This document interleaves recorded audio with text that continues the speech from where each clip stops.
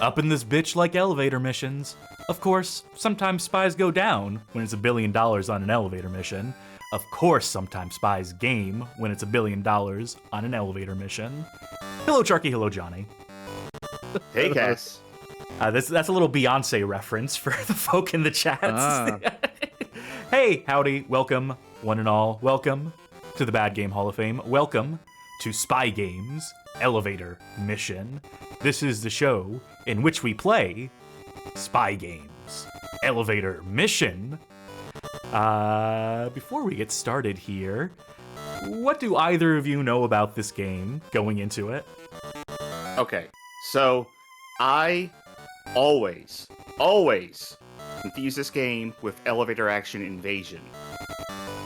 That one specifically, yeah. That one specifically. The other game that involves first-person shooting and is tied to the Elevator Action series in the most tenuous of ways. I don't know. I guess there's the article on the website, but I've forgotten about this one, to be honest. I just always think of Elevator Action Invasion. And I was thinking, like, how did they port that to the home system? Did they have to, like, have a Wii attachment that was 2 elevator sliding doors you put in front of your television? I didn't understand, but I'm looking forward to seeing it in motion tonight. And you, Johnny? I believe it's been a while, but the article on the site actually is the main reason I know about this one. I think at some point I was looking up weird Wii stuff, and you let me know there was an article on this. So that's what I know about this from. Well, very good. That article that's being mentioned, by the way, badgamehalloffame.com/spy-games-elevator-mission, which we wrote some number of years ago. I'm going to say 2017? Yeah, there we go. And, you know, with Which a lot I think of... is the year that Invasion came out. It might very well be. Now, usually, when I have an article on the subject of a game, I make a bold proclamation that I am the world's leading expert in said game. You know, such as the case with Death Crimson, with Drake of the 99 Dragons, Lula 3D, so many more. But this is a case where I'm not super proud of this article. It did not get into the depth that this game does in some respect deserve. So this video, as so many of our streams have become, is me doing a sort of, what's the word for it? Where you prove yourself later down the line, a redemption, if you will, which would be a great subtitle for a future Elevator Action game. Elevator Action Redemption, after that last Raw Thrills fucking game, Death Parade.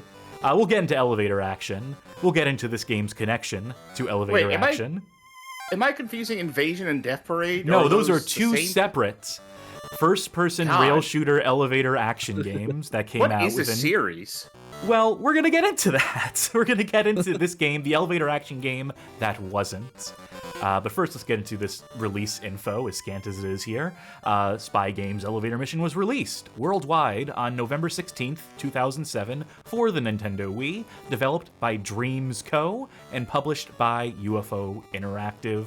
Details forthcoming on those two companies as we get into the history section on this one. My redemption, you see. But before we get into that, we gotta get into a bit of Charky Stream Snack. Alright, tonight's stream snack is Wow Bao Chicken Teriyaki Steamed Buns. Prepared a little differently today, as in I followed the directions on the back of the box this time, which said to leave them in the plastic, cook them both at once, let them steam in the bag. Gotta say, not as good as what I usually do, which is take them out individually and wrap like a paper towel over them, let them steam under the water. But not inedible, so I will eat it. Tonight's drink is Bones Coffee Company Salty Siren Sea Salt and Caramel Mocha Flavored Latte. Ooh. Now, that sounds real good. Here's the thing. I'm not much of a fan of salty in my drink, right? I want my drink to be refreshing, and salty Yeah. is That's not fair. refreshing to me. But I'm willing to give this a try. Let's give this a 4. As an avid energy drink, as in like Powerade specifically enjoyer, which is like 90% sodium, as I'm to understand it. That's what electrolytes are effectively. I like a salty drink well enough. And in fact, depends. Like I'm drinking a coffee myself tonight, a Loca Mocha by way of Monster's Killer Brew triple shot line. So I'm doubling down on the mocha with you.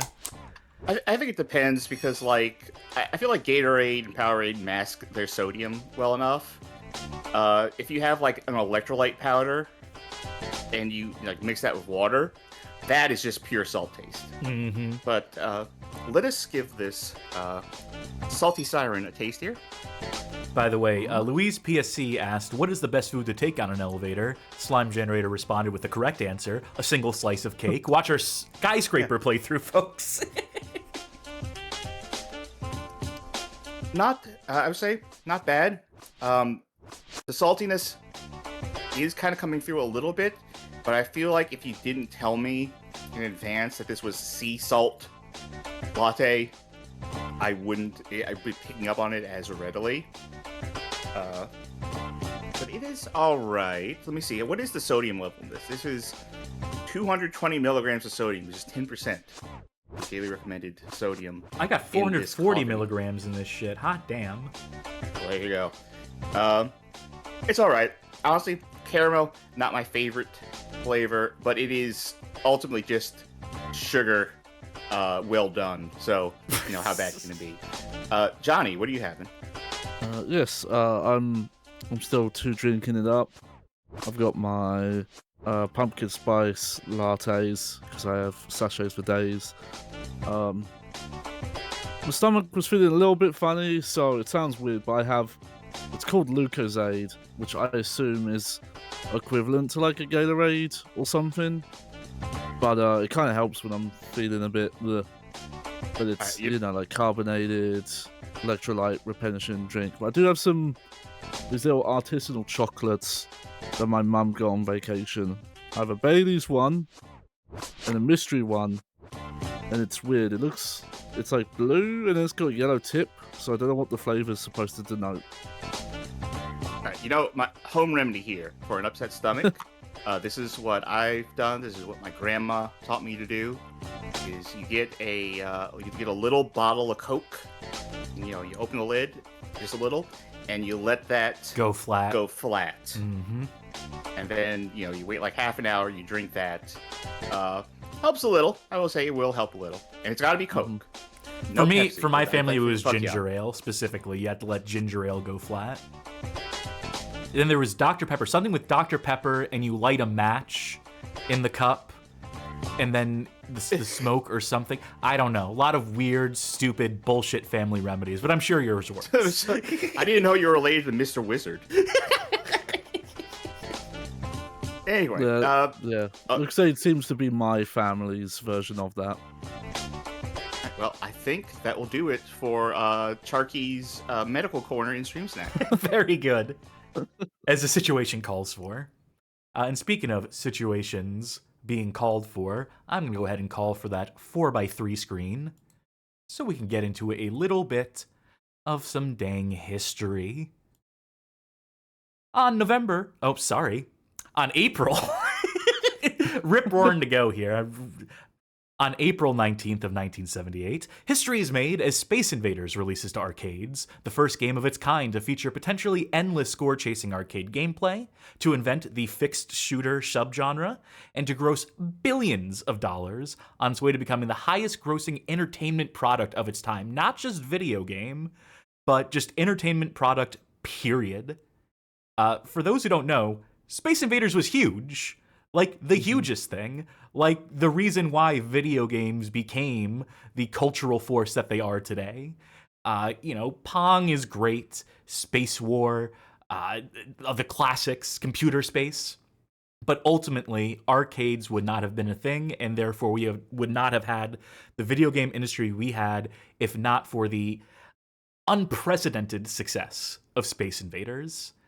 I feel like I've heard stories of, like, arcades with Space Invaders, like the machines not working because they were so stuffed full of coins that, like, That's a Couldn't rumor fit that any gets more in there. passed around for several different arcade games. Namely, like Pong, it has that story attached to it as well. I doubt the sincerity of most of those stories beyond like original Pong, because the idea of an arcade cabinet at that point was still like a novel idea. So operators might not have known. But then again, you had vending machines where they would have known that you have to empty out the coin slot and whatnot. I In the feel like case that of, could have happened at one arcade where the guy in charge is just real lazy. And then, Yeah. like, Taito could have been like, we're going to run with it. Hell yeah. Well, there's a different rumor attached to Space Invaders. You know, I'll say it here that, and this is a debunked rumor, by the way, that because of Space Invaders' huge success, that Japan, for a period of time, had exhausted their supply very nearly of Japanese 100 yen coins, just based on the premise that everyone was going to the arcades. And while they may very well have been doing like that amount of numbers, you know, it may have like, you know, eaten the supply somewhat. Again, the arcade operators were emptying out the machines. That money was being redistributed, put back into the economy in whichever sort of ways. Again, it's a nonsense story that makes Space Invaders out to be like a legend, to be sure, but it already is a legend. It doesn't need, you know, the sort of, you know, old wives' tales around it. The actual reason for the 100 yen shortage was because everyone realized that there were like chocolate coins with like a wrapping around it. And just like the entire economy got eaten up in one night. Tragic, but you know, Japan rebounded, God bless them. So, Space Invaders. for Taito, a company who had cut their teeth initially in the 1950s importing vodka and vending machines into Japan, who had only begun to dabble in video games as recently as 1973, Space Invaders was the game to put that company on the map and ultimately embed Taito and Space Invaders and all involved into pop culture. And the man Taito largely has to thank for their newfound success would have been one Tomohiro Nishikado, Space Invaders' lead designer, pictured here. I'm going to quote a bit from an article penned by one Craig Granell for Wired. This was written in commemoration of Space Invaders' 45th anniversary. Contains an interview with Tomohiro Nishikado, and I'm going to quote a little bit from that, just on a little bit of the history behind the game's development. It all started with Atari's Breakout. I was hooked on it, Nishikado told Wired. When Taito management asked him to make something that would surpass Atari's Brick Basher, Nishikado was already deep in thought about how to achieve this. I decided to plan a shooting game, which was my forte. But until then, shooting games were mainly time-based. Players defeated as many targets as possible within a set period, so I decided to make a game with a live system, an interactive gameplay in which multiple enemies would attack the player. His initial design had you shoot at tanks, but Nishikado remembers that their shape and movement, quote, didn't feel right. The team tried fighter planes and battleships, but those didn't work any better with the limited technology of the day. I then tried a soldier and was satisfied with the movement, but there was an opinion that shooting people was not a good idea, and so I gave up on that, says Nishikado. A solution arrived in the form of War of the Worlds. That's right, Ice Cube's genre-defying movie. Nishikado remembered the 1953 film, War of the Worlds, from his childhood and became inspired by various media depictions of the invaders, which often resembled sea life. I based a new target on an octopus, and since it was now an alien, there was no problem shooting it, he says. And with the shape not having to be specifically recognizable, any issues with realism went away. Nishikado set about creating further enemies abstracted from marine creatures like crabs and squids. And that was, in some regard, a recipe for Space Invaders' success, tying into burgeoning sci-fi trends of the period, and in having these, they say abstracted, but these creatures, these aliens and Space Invaders, have become like as much a part of pop culture as any other video game ephemera. For God's sake, you got a Space Invaders emoji on your phone is part of the symbol set there. So, to say that this man in his design inspirations, and he was also like a technical whiz, he designed the bespoke chipset, the Z80 stuff, the integration of that stuff into the arcade cabinet. So he was very forward thinking in those regards. He had to, I believe, attend American University for a bit. Don't quote me on that. To get some of that technical know-how, and he was taking tours of fabrication facilities, all in pursuit of developing this. What would ultimately become his masterpiece game. He had worked on some games previous to this. I think he worked on Gunfight or Western Fight, depending on the region you're from. So it wasn't like his first ever video game. Not like a Miyamoto situation where the legend becomes that, oh, Donkey Kong was the first game he worked on, even though it really wasn't. Anyway, this is all to say, Space Invaders, kind of a big deal. And with Space Invaders generating enough profit to bankroll Taito for lifetimes, the company would not rest on their laurels. Other companies might have just like continued to cash in on Space Invaders, release 100 different versions of it. They only released a couple.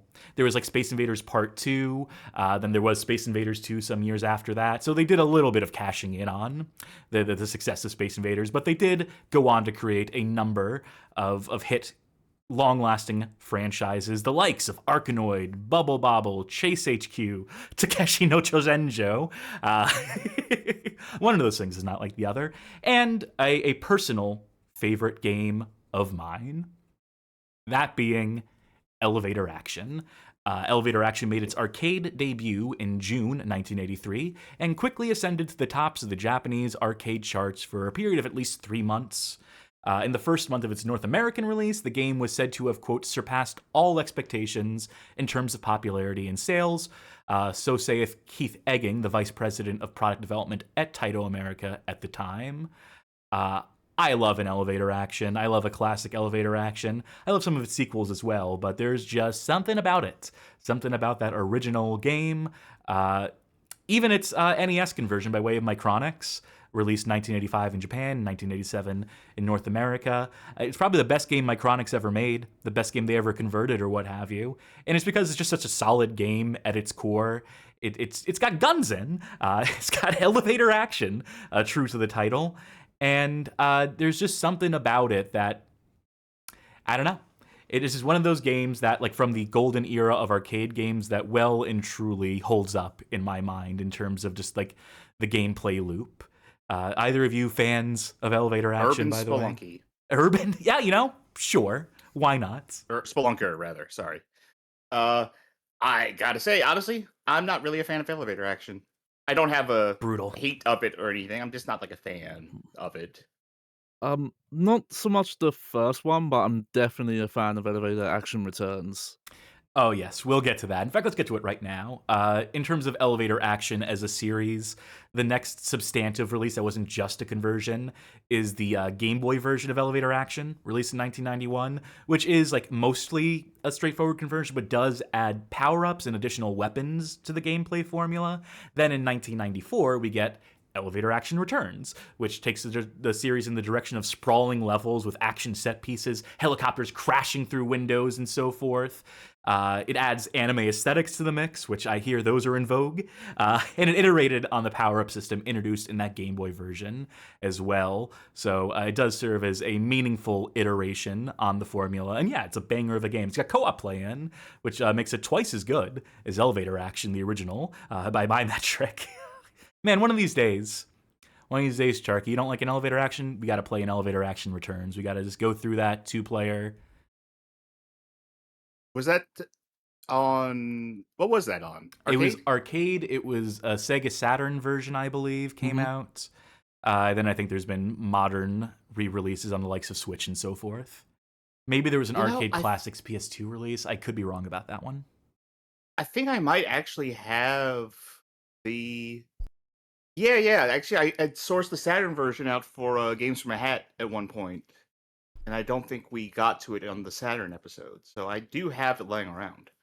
All things in due time. And speaking of due time, come 1996, it was due time for Nishikado to leave Taito and to found his own company, Dreams, who sold themselves as a support studio and as a possible ghost developer, with their choosing to eschew credits for several games that they would have contributed to. At a point in 2005, as per their now defunct or long since recreated, reiterated on, changed up website. But in 2005, going back in the archives, they detailed the size of their team to give you an idea of what we're working with here. A development department staff of 6 programmers, 2 planners, and 6 graphic designers. So in total, 14 people being headed by Nishikado, the father of Space Invaders. Under Dreams, during its tenure under Nishikado, his credited games include Bust-A-Move Millennium, published by Acclaim in 2000. They are also credited as a studio for Chase HQ Secret Police, published by Metro 3D for the Game Boy Color in 1999. Super Bust-A-Move in the year 2000 for the PS2, published by Taito. Rainbow Islands, Bubble Bobble 2, in 2001 for the Game Boy Color. You're noticing a lot of Taito games here. We're going to get to that in a second. And they were doing some non-Taito stuff too, like the 3D eroge visual novel Dancing Cats, published by Illusion for the PC in 2000, and Sean Palmer's Pro Snowboarder for the Game Boy Color in 2001. Just a little bit of an odd one there. There's also a rather infamous release they do put out. It actually comes out after Spy Games Elevator Mission in 2008, but Bubble Bobble Revolution for the Nintendo DS, which I think was fine in its original Japanese release, but then when they localized it and released it in North America, it shipped with a major bug that prevents you from playing the game past the 30th level out of 100 in the arrange mode and the new gameplay mode within the game, making it inadvertently impossible to beat. And featured in our article on the Bad Game Hall of Fame website of top 5 inadvertently impossible games. I think they had to do a make good where they reissued a new version of the cartridge that obviously, 1, had the bug fixed, and 2, included a bonus game. It included, I think, Rainbow Islands, just like an emulated version of that you could switch to on the cartridge as a sort of make good. So if you had a receipt proving you had owned the original version of the game, you could redeem that, get it swapped out for the new copy at participating retailers. And then, of course, there's one more game here I forgot to mention earlier, that Nishikado, during his time with Dreams, personally oversaw the development of one Space Invaders Revolution, released by Taito in 2005. These are all to speak of the continuing working relationship that Nishikado had with Taito. He may have left the company, but ultimately, he was still getting a little help from his friends there. They were still sort of supplying Dreams with licenses, with games that they could work on, keeping them in work, and allowing them to put out these, not just conversions, not just work as a support studio, but to, help reimagine and re-envision some of these games, some of these classic Taito IPs, owing to how much trust they probably had in Nishikado and the fact that that man had helped Taito become the behemoth it had become at that point in time in the industry. So, Elevator Action continues. Dreams not yet associated with Elevator Action in their capacity doing these games for Taito, but there are other studios within Taito and other contractors putting out Elevator Action games, and one I've got to highlight here, one of the most interesting, is Elevator Action Real. This is a 2005 Japanese mobile phone game serving as the first-person installment in the series. It is pictured here. You can see wandering around in the dark, getting off, disembarking on elevators, collecting files, and shooting in first person. I don't have much information on this particular release, being that it is a rather obscure Japanese cell phone game that never made its way onto anything else that isn't what's the word I'm looking for? Preserved at this current juncture. You can't go onto Coffee Break and download this. The only reason I'm even aware of this game now is because I saw a tweet by one Rockman Cosmo over here, which mentions these two games and links to a YouTube video by a YouTuber by the name of Ruaga, who was able to capture this gameplay, as well as gameplay footage of a Squeakquel Elevator Action Reel 2, which is no longer about shooting agents, but is about capturing ghosts. They turned Elevator Action into a Ghostbusters game. Still the same perspective, still the same HUD, still pretty much all the same gameplay here, except ghosts instead of people there. So that's interesting. And it serves as a precedent for what we're about to see here, which is, of course, Dreams getting a contract from Taito to develop a new elevator action game with designs to release it on the Nintendo Wii. So, my assumption here is that they took a look at this game, this 2005 elevator action reel game, determined to sort of do something like this. I mean, you got the Nintendo Wii, you've got motion controls for aiming, you could probably make a pretty decent first-person shooter on the Wii, and so you could probably do a pretty decent version of this style of elevator action game for the Wii. So this game is, for as obscure as it is probably very important in the DNA of the game that we're about to play. Speaking of that game, speaking of Taito, speaking of Dreams, speaking of all these companies, there's one more company we've got to mention in the tapestry of this story. That is Square Enix, who had actually majority acquired Taito at a point in 2005, and come March 31st, 2006, moved to wholly own the company, to wholly own Taito. The following comes from a game developer article chronicling the takeover of Taito by Square Enix. To quote, officials from Japanese headquartered publisher and developer Square Enix have announced that recently majority acquired Taito will become a wholly owned unit from March 31st, 2006, following Square Enix's purchase of a 93.70% stake in the company earlier this year. Existing amusement arcade operator and wholly owned Square Enix subsidiary SQEX will take over the company through an equity swap, but the resulting entity will retain the Taito name. They give a little bit of a bio on the company history of Taito here. The Taito Corporation was founded by Russian Michael Kogan in 1953 and began by importing and distributing vending machines and jukeboxes before manufacturing its own titles and eventually moving into the arcade and home video games market. The company's games have become popular around the world, with the most recognized including the Space Invaders, Quicks, Arkanoid, Bubble Bobble, and Chase HQ franchises. Missing elevator action there, but although always a prominent force in Japanese arcades, Taito's home console efforts have never been as concerted, with last year's sales of 158.5 billion yen, or 1.45 billion USD, being primarily made up of revenue from their arcade centers, pachinko machines, karaoke hardware, and other areas peripheral to the home video games market. So that's all just to summarize and say that Taito had vested themselves so much in the arcades that despite the fact that Space Invaders at a point in time had, as I believe I said, made them enough money to last them a lifetime, they had squandered a lot of that money away by continuing to focus in the arcades and not necessarily getting their home console market up in the ways that they would have had to remain contemporary. Yeah. So it made them sort of easy pickings for Square Enix, who were on something of an acquisition spree at this point and would continue to do so for years to follow. What were you going to say, Johnny?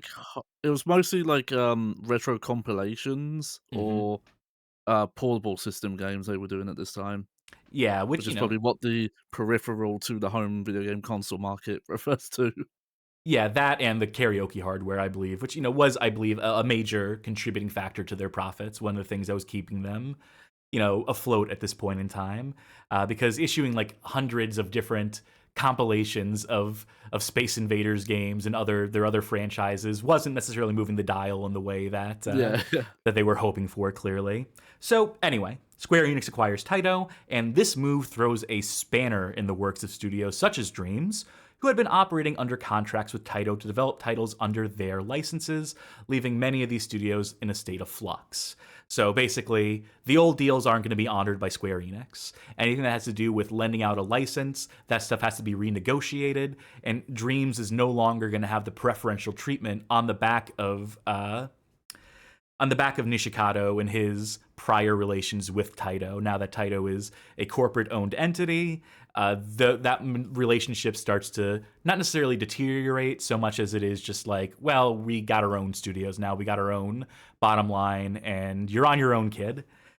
In the case of Elevator Action, which, remember, Dream's working on a version of for Wii right now, they would no longer find themselves the benefit of that particular license, and would have been forced to repurpose their game already in development if they were to recoup any of the costs associated with it.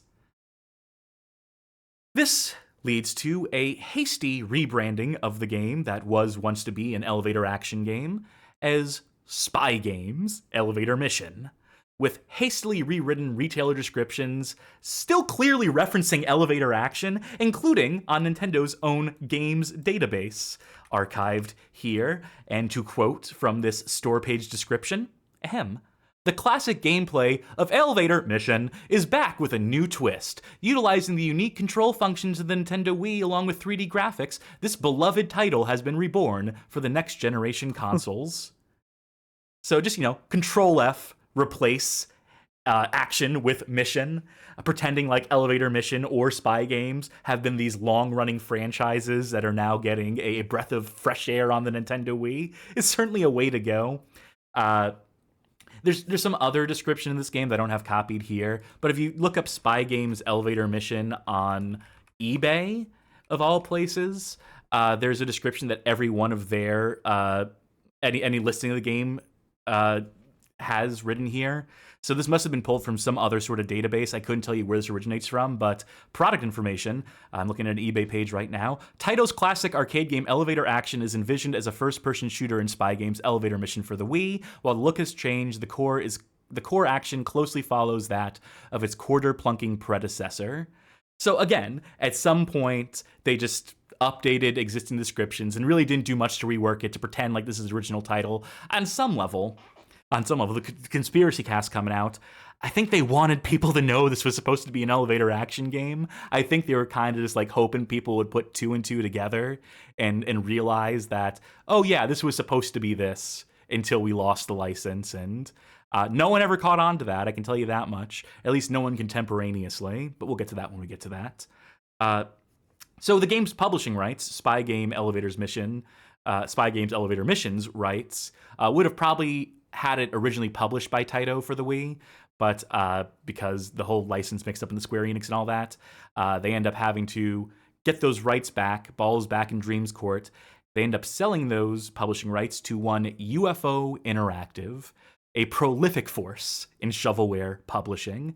Across the Wii and DS alone, they've published nearly a dozen entries in the Smart Boys and Smart Girls series of party games, a range of Chuck E. Cheese licensed minigame compilations, and the straight-to-discount rack classic, Heavenly Guardian, which when I wrote the original Spy Games article, I wrote, I swear I have seen at least 2 copies of Heavenly Guardian in every game store I've ever visited since 2007.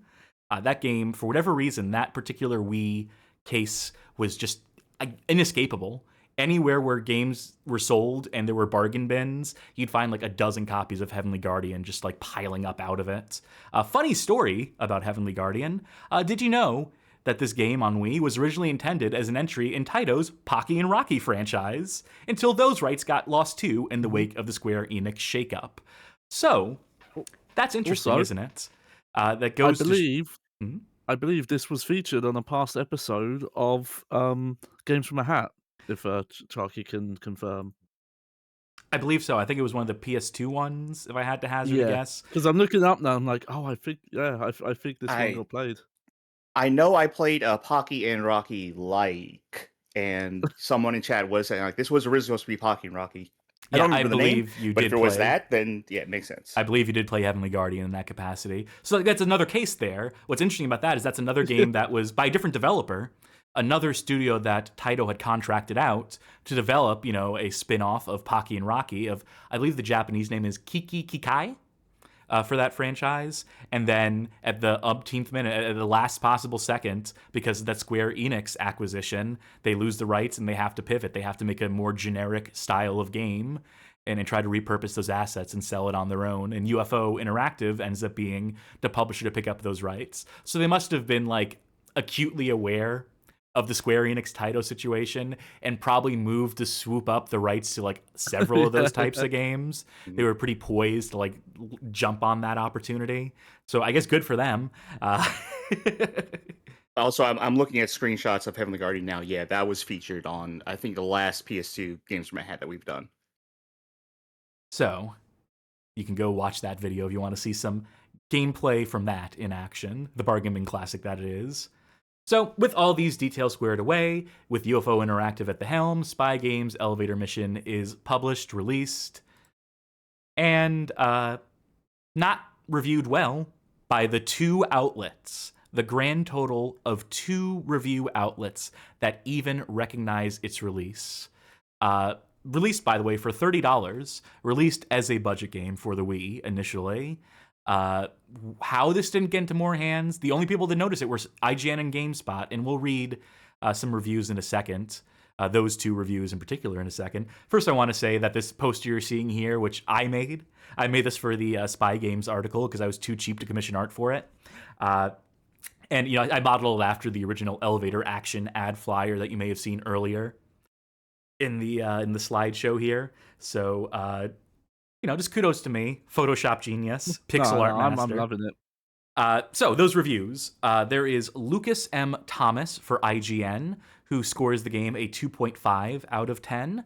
To quote, "It's been a long time since I played a new first-person shooter for the Nintendo 64, but that's the closest thing that comes to mind when you're in the middle of a round of Spy Games elevator mission. It's so ugly, so clunky, and so repetitively bland in every aspect that it really does feel like you've been thrown 10 years into the past of development of console FPS experiences. It's like somebody ported a 10% complete version of GoldenEye to the Wii. It's terrible. It's certainly not worth $30, as its controls, graphics, sound, and any other aspect you can name are all found lacking. There's a chance that you and a friend could have some small amount of fun with the game as a rental, just to see how poor it really is and have a good laugh at its expense. But overall, you'd be better off playing something like Elevator Action rather than waste your time with Elevator Mission." Oh my god, you're so close, Lucas. Lucas, you're so close. You're right there. I mean, how are people to know? At that moment in time, no one in North America necessarily knew who Dreams were and their connection to Taito and all that stuff. So the best they could do is draw inference, is context clue it.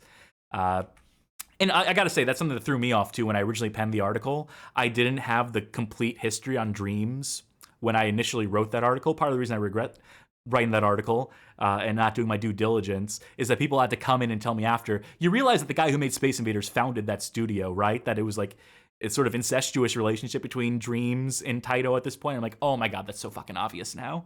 And then all the other pieces begin to fall into place. Speaking of falling into place, here is Sean McInnes's review for GameSpot, rating the game a 2 out of 10, which falls into place as such. By any standard, Spy Games Elevator Mission is a remarkably awful title. Its shallow gameplay feels better suited as a free online flash game as opposed to a budget-priced retail product. For a Wii first-person shooter, the precision aiming gained from the remote is squandered by an otherwise clunky control scheme, and worst of all, it's just plain boring. A game this bad should offer at least some unintentional entertainment, but there's not a drop to be found here. All told, calling Spy Games a budget title would be an insult to other games that might actually hold some value for their $20 or so price tags. Spy Games' total avoidance of anything resembling a creative risk, combined with its clunky controls and repetitive presentation, make it a game that should have never been considered at any price. So, needless to say, I don't think he liked it much. What you may be latching onto here is that, by measure of both these reviews, the game is decidedly uninteresting. The most interesting thing about it is this backstory that we've laid out here, the connection to Elevator Action. That's not going to stop us from playing through the whole damn thing, of course. We'll find some value in this, I'm sure. This game I've already reviewed, and I already know what we're getting into here, but put that aside. Part of the credit, or part of the excuse I'll make for Dreams is that when this game lost the Elevator Action license, the game was probably still mid-development. They probably had grander ambitions for something like this. They probably wanted to make the best game they could, the successor to Elevator Action that they had dreamed of, but losing that license probably meant losing a boatload of money, a boatload of production cost, because Taito was no longer footing the bill for it. So that this game releases at all is kind of something of a miracle, that they were able to take what they had on their plates and sort of reheat it, put a paint on it, put a new veneer on it as the Spy Games Elevator Mission, swap out whatever details would have linked it to Elevator Action. And mind you, the team for this game, of the 14 developers that were working at Dreams, I think this game has a credits roll of 5 people. Maybe 6. We'll see when we roll credits. But yeah, not a lot of people working on this game for not a lot of money and probably not a lot of time. So, God bless them for putting it out. And those being the only 2 websites that take notice of Elevator Mission, it doesn't really get its way out into the popular zeitgeist of bad games in the way that, like a Big Rigs or what have you does.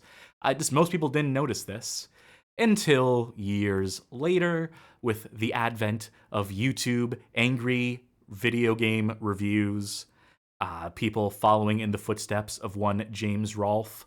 This is a screenshot I took in writing the article of just a small sampling of YouTube videos, which do cover Spy Games Elevator Mission, calling it such things as a bargain bin game, the worst game on Wii, check minus, worst game ever, so on, so forth. So what makes this amusing to me, why I'm highlighting this, is because the reviewers for GameSpot and IGN basically laid out, this game's pretty unspectacular, but people looking to be the first to latch onto like a bad game to make their reputation off the back of a bad game, hoping to follow in the footsteps of the nerd. That didn't stop any of them from trying to cover the game and trying to paint it as the worst ever and trying to roll with that. And you know, it's a hustle, it's a grind. I get where they're coming from, but clearly none of these videos really took off. None of these videos really blew up. Most people do not know about Spy Games Elevator Mission, but it was from videos like this, noticing videos like this, that I first discovered Spy Games Elevator Mission. Not to say that I enjoyed any of these reviews. In fact, I'd say that all the ones listed here, I seem to distinctly recall being pretty bad watches. But all right, 5 names to check off the list. Yeah, sure. Assuming any of these people are still in the game. Anyway, seeing that sort of stuff, and back when the Bad Game Hall of Fame's mission statement was giving bad games their due process, that's what ultimately inspired me, seeing this content around this game, to play the game for myself, to write the article, badgamehalloffame.com/spy-games-elevator-mission. And that ultimately brings us back around to here and now, where we're going to play through this game one more time, with the benefit of co-hosts, of people who I can bounce off of, who can keep the conversation going while I endeavor to get this game started. And this is, being a Wii game, going to require me to stand up, to push my chair back, and to do some motion controlling. So let me switch to the 60:9 screen for now, and if you two can buy me some time while I get things set up, I'd be greatly appreciative. Yeah. Going through the Alright. history there, I think it reminded me that I might have found this because I was trying to find video games that were inspired or trying to do the kind of bottle ship Die Hard set like in a skyscraper tall building thing without being licensed, and I think this Now, one came up in my now, did, searches. And now, when you were doing all that, did you find Skyscraper? it might have been after the Games from a Hat when that first got played, and that's what sent me on that that path. Ah, okay, yeah. Because it's just fascinating to see, and I love the box art for it. It's so generic. Yeah, we Looks didn't so mention that fake. box art, but it is really, truly a thing of beauty, and just how sparse it is, how budget it is. Can you hear me? I can hear you. All right, I'm going to disconnect, reconnect real quick to the call, and then Okay. we'll get this underway.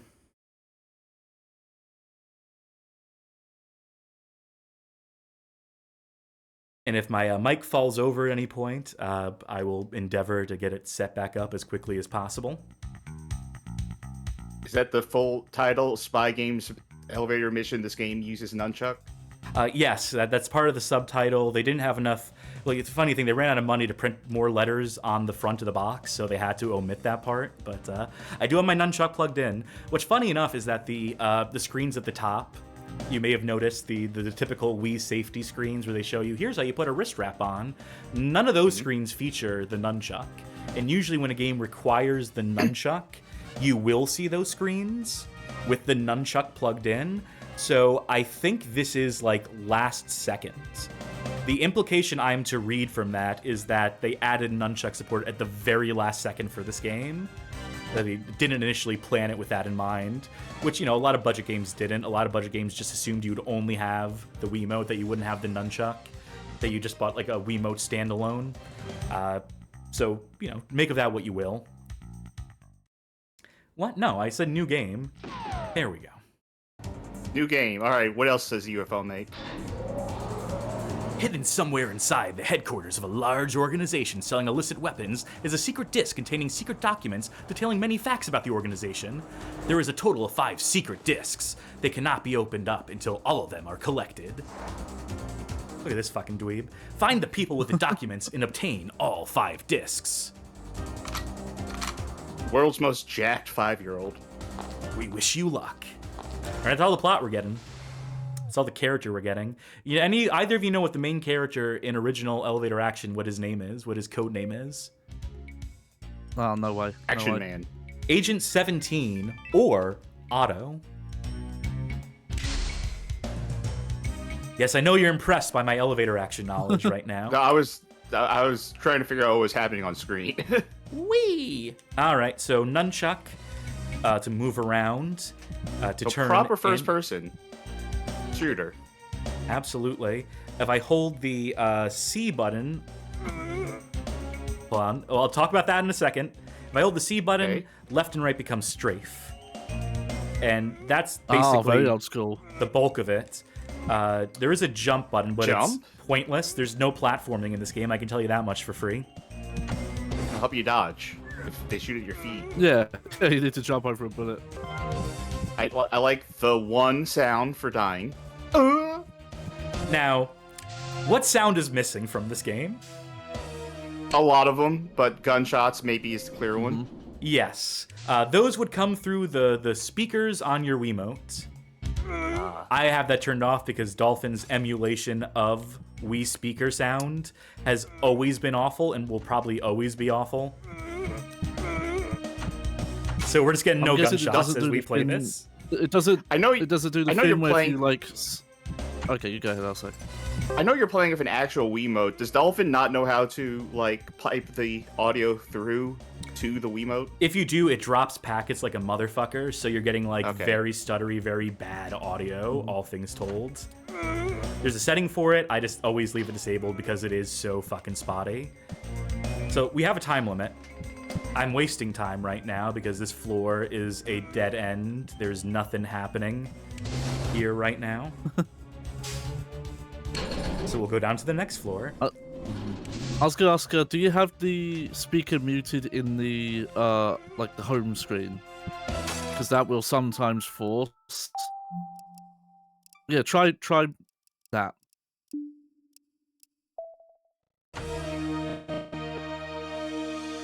Nope. No. That I guess this game didn't account for that. Luckily we have Yeah, infinite some ammo. games Oh, account okay. for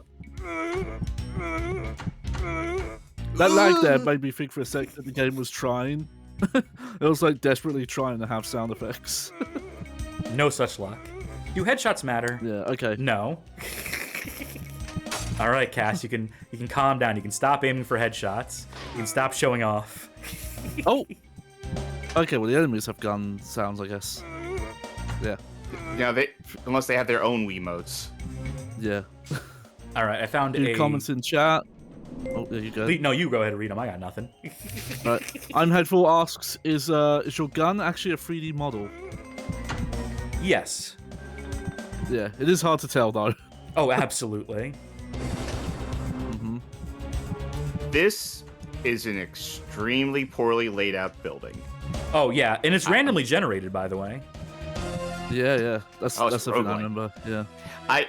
Okay, the main thing I was thinking about were those elevators, where it's like, you know, how do you get to floors of this building? Well, somewhere on this floor is an elevator. They're not in the same spot throughout the entire building. This building is just full of elevator shafts, I guess.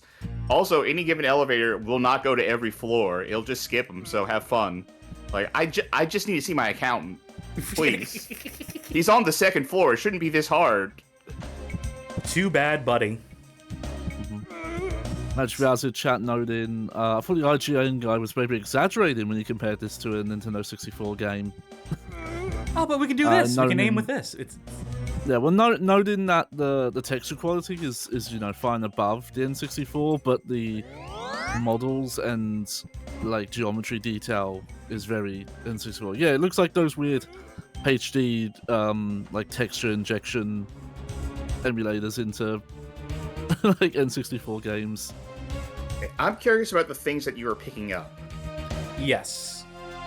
So we're picking up night vision goggles for one. That's what we have the counter for up here. We picked up a map, which allows us to see what each of these floors in this 10-floor section look like. Each level of the game is comprised of 10 floors. We've got 50 floors to navigate in total.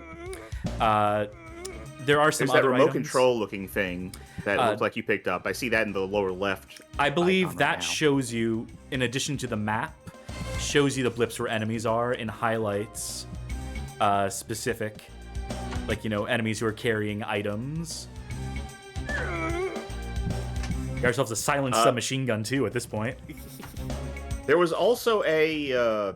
It looked like you picked up a med kit. Yep, Okay. right there. Did that proc automatically, or Yes, it is automatically applied instantaneously.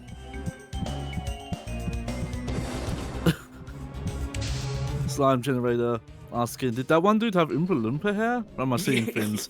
I thought he was the Joker. I mean, this is a crime organization. Who's to say Yeah. he's not in charge? Who's to say that this the architecture and the floor plans of this building are not a twisted Joker invention? Yeah, So- I mean, there is something to the random state of things of just, you get in this elevator and it will take you 3 floors down and nothing else. It won't go up or down those 3 floors. It will just go 3 floors down and then that's it. Something about that I really like. Yeah, like I noticed that you can choose to go down like more than just one floor, but like if it's random and you're trying to find like those 5 random discs or whatever it was, why would you ever skip floors if it's random? Oh, that's cool. See, the pink things on the map indicate electric breaker panels that if you shoot, you kill the lights, and then you put your night vision goggles on. And it means that enemies take a longer time to shoot at you, so you could factor that into your gameplay. To answer your elevator question, why they're so like strange in their placement, is because certain elevators will take you to certain locked off parts of the floor. I'll see if we have an example of that. Yeah, like this Yeah, one but here. just- you see how there's just the 2 way this different map zones. looks. Yeah. Yeah. I love the way that map looks. Yeah, I was thinking about the size of this studio and at least like the history we covered, how much portable stuff they worked on. I imagine in an alternative world where the WiiWare file size limit wasn't 40 megabytes, this probably was intended to be like a downloadable title. Yeah, that would Something like parse. That would absolutely make sense, and you could probably, not to spoil anything.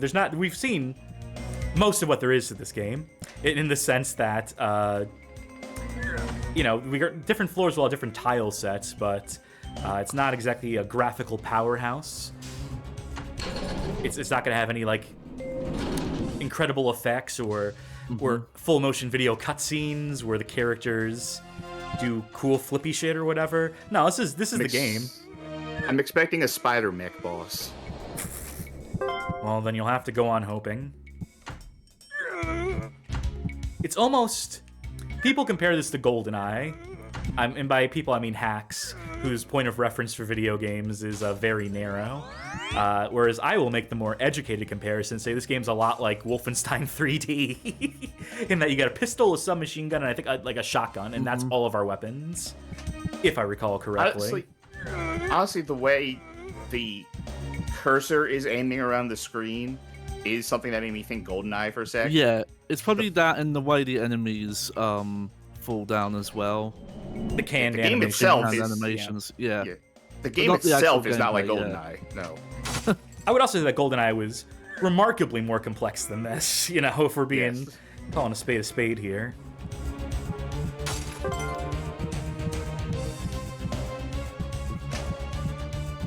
So is there like guaranteed to be at least one disc on a 10 floor like basis, or That is correct.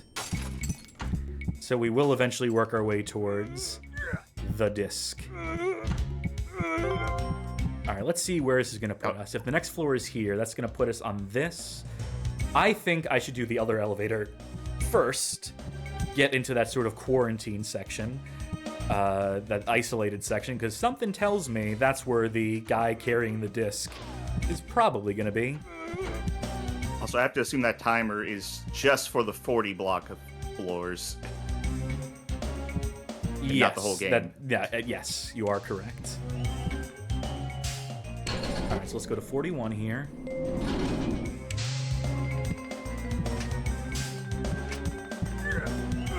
That guy's wearing I'm red. curious yeah. Brush of Chaos in chat says the environments look pretty Wolfenstein. In a different Discord server the other day, there were some people having conversations. Someone was asking, like, why don't we see more like Wolfenstein 3D mods as much as we see Doom mods? There's and been a then few. Yeah, but someone said like Wolfenstein 3D is fucking boring. Yeah, there's a good mod for Wolfenstein 3D. I think it runs in EC Wolf, the preeminent source port, called Old Fardenstein. that does a surprising amount. It makes you an old BJ Blazkowicz, so you have like limited health, limited movement speed. All the enemies are old too. It's a great parody mod, but it does a lot of gameplay modifiers. It does as much as I think you can conceivably do with EC Wolf, being that it's not like nearly as well supported as a UZ Doom or what have you.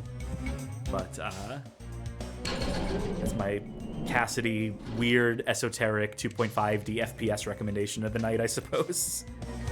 I like that Wolfenstein 3D fan game that's not, actually made in Wolfenstein. It's that voxel Wolfenstein. Oh yeah, I don't remember the name of that, but I know we've talked about that recently. Recently as our Bad Game Music listen along episode. Mm-hmm. Well, that one's fun because you could get out the bounds of the layouts and start breaking through walls and stuff. Yeah. Geomod turn into Red Faction. I think even the dodging the bullets in this game is an element ripped straight from Elevator Action Reel, by the way. But I think something that Elevator Action Reel has that this does not is slow motion. I think you can trigger slow motion in Elevator Action Reel on the mobile phones. Yeah, it kind of looked like that from the footage. Oh, nice. We do have multiple songs. Obviously, they're very MIDI, but I actually don't mind the music. It's fine. Enemies for on this elevator floor music. don't have. Enemies on this floor don't have a different depth sound. No, but they do have a different looking appearance. Oh, that one disappeared. Yeah, that's that's a problem. Schrodinger's terrorist. Keep that frame rate up. Master of the sidestep. You see, enemies do occasionally drop ammo. That's why I'm taking the time to kill so many of these guys. Well, also, you imply that the enemies drop the item that you need to progress the game. Yeah, but most of those enemies are kind of clearly denoted, different colors or what have you. But also, I just like shooting stuff. What can I say? I'm a You have shooter. infinite ammo, so why not? That's the impression I've got of this game. Granted, I've not played it for myself. I could definitely see if you bought this at the time for $30, and I imagine specifically with IGN and GameSpot, based on things I heard, that's probably because their editor sent them to local game stores and like pick up any random new releases you find, and then we'll have to review it. Yes. Probably added a stint to it. This probably would have been a very that would have colored my expectations.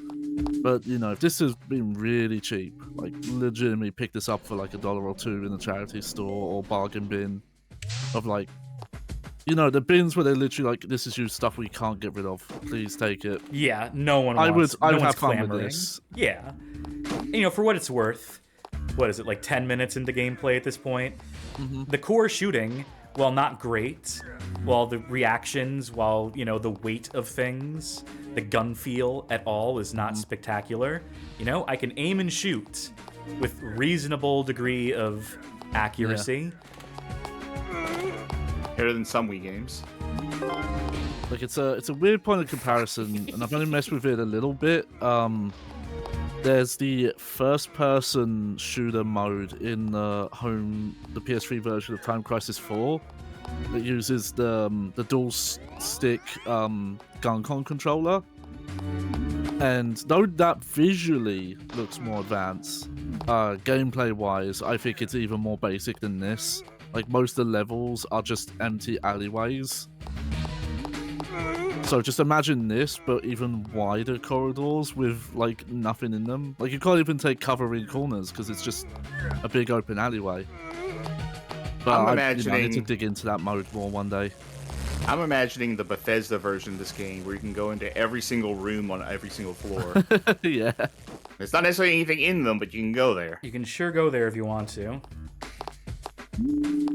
Oh, that didn't last long at all.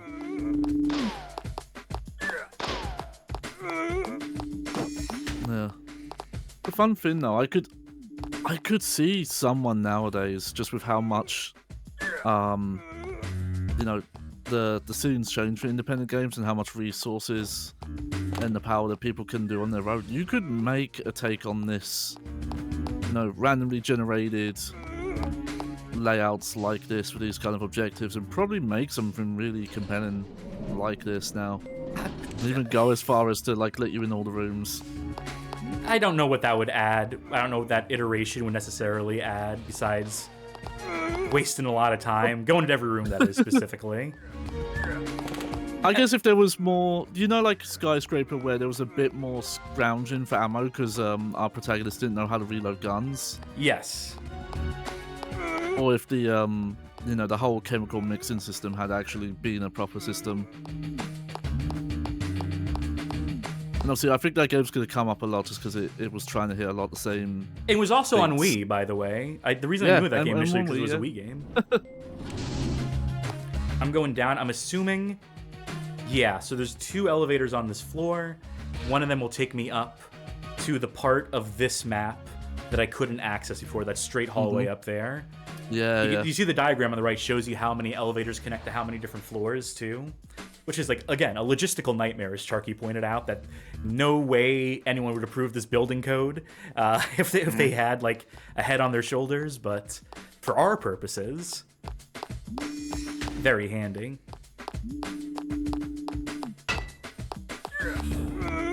At some point, like, elevator action just became a first-person shooter series. Yeah, it was Somehow. around the turn of that one cell phone game, I think. Yeah, and then past that you had this, you had Death Parade, you had Invasion. Yeah. I don't know what led. I mean, beyond the fact that that one game, I don't know at what point they were like, obviously this is working and we should keep doing this. Well, they were also still putting out like elevator action old and new on the Game Boy Advance, and there's an elevator action deluxe on PS3, so it's not like they completely gave up on trying to cash in on classic elevator action, the classic gameplay formula. It's just that I think at some point, you can only milk this formula for so much. Elevator action Returns is kind of like the best that ever could have been done with this, I think. And it was done. It had like full-on action set pieces, explosions. It had variety of locations you go to. It's really just an impressive piece of work. So I think I almost think they don't think they can top that.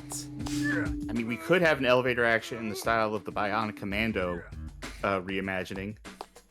The elevator is your dead wife. Yes. It's an idea. Yeah. Going down, honey. I can at least picture though that a lot of different people, if you showed them either they had experience with elevator action or were just tasked to make like a full 3D spiritual follow-up, most people would think like, okay, it's a shooter, go first person, you've got like the tight corridor stuff, like that's what's going to make the most sense for this premise. So just a lot of, parallel thinking there probably as well. Yeah, I would imagine so. Keep dodging those bullets. All right. New elevator, who this? Can I go up? All right. I'm cooking. Down. Okay, see, we skipped this floor earlier. Yeah, this is the only way up here. So this is going to loop back around to the point where we can go down a floor again and get to a part of floor 38 that we couldn't access before, which is presumably where the secret disc will be lying in wait. Now I could go around looking for things to shoot so I can get some items potentially. Maybe like a health up or what have you. Is this the right way? I noticed earlier you got a health up by shooting a computer monitor, which I really liked. That sound effect, that buzzing sound effect, is so fucking annoying that it almost single-handedly makes me not want to engage with that mechanic. That mechanic, which does save us a lot of time and health, and if they want to find something else to do with this franchise, they could just move away from the elevators. You can do escalator. escalators. There is You a can do moving Dojin sidewalk. fan game for elevator action called Escalator Action, where the gimmick is that they just add a whole bunch of guns and mouse support, and it's pretty cool. So yeah, check that out. What do you call those Oh. things outside of a building that the window washers use? That they pull you like themselves up and down. Oh. You can make a game around that. True, yeah. I forgot the name of them. I was gonna suggest dumbwaiter action. Ooh, that'd be good. By the way, I can't help but notice, Disc was not here, which isn't good. That means that this was ultimately just a dead end. Healing mine says squeegees. No, not the cleaning Not the- utensil. The actual. Okay, this floor. No, the Oh. platforms they stand on that you to go up and down. This may not have been a waste of time after all. This is another isolated corridor leading to a singular elevator, which I assume we will use to go up. Okay. Where does this put us? Doseku in chat saying somehow I think elevator action has more to it than this game. Definitely elevator action returns, I would say. Okay, so... Hellboy. So, part of the problem with navigating this game, they give you the tools you need, they give you the map you need, but interpreting that map and being like, okay, so this elevator leads to here, and if I want to get down to the floor below, I have to... The maths you have to do, not thrilled with it. The spatial logic required might be too much for a dummy, a simpleton like me. This I think elevator the thing here... we're trying to find the name of was suspended scaffolding, which is not a sexy name. Oh, it depends on how you say it. Suspended scaffolding. There's apparently a single point suspension thing called the Boston's chair. I'd like to sit on the Boston's chair. Probably not, it'd be scary, but I feel like in general, like that's a cooler name. That elevator will go down to here. It's semi-related, but I see those old pictures of, you know, like I guess like turn of the 20th century workers sitting on scaffolds and unfinished skyscrapers in Yeah. lunch, and it terrifies me just looking at the image. You ever seen videos And then, of like, Russian in the people background- climbing stuff? A little bit, yeah. I think I can watch. You ever see the videos of those turn of the century scaffoldings, and there's like a baby crawling along it, and there's a Shut cat up. trying to chase it. The documentary. Yeah, messed up. Sometimes truth is stranger than fiction. Alright, so this is the dead end, and I don't think there's an enemy here that's going to drop anything particularly useful for us, which means, again, a bit of a fucking lark we've been sent on here, and our health is dwindling. So let's see what we can do if we backtrack here.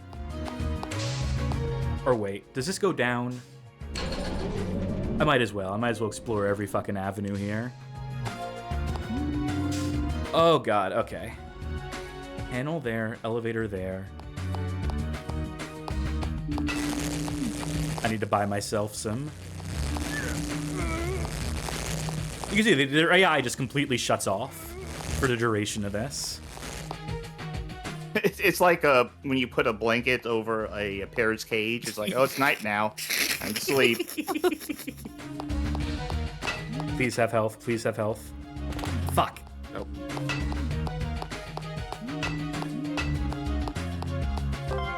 Great, more night vision.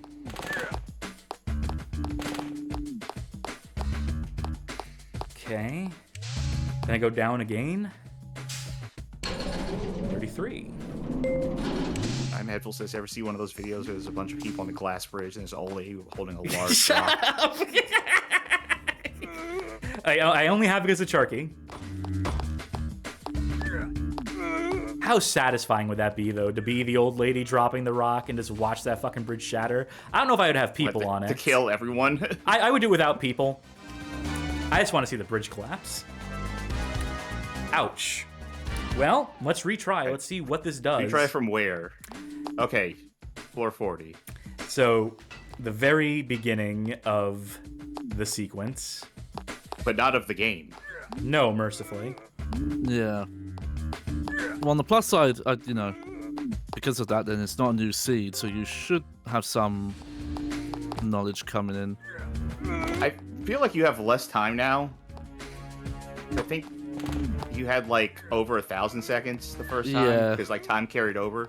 Yeah, that's part of the score chasing element of this too, is that you're banking time between, if you're able to like, successfully do your run without dying, you're accumulating that much more score, and you can have like time banked and whatever ammo too.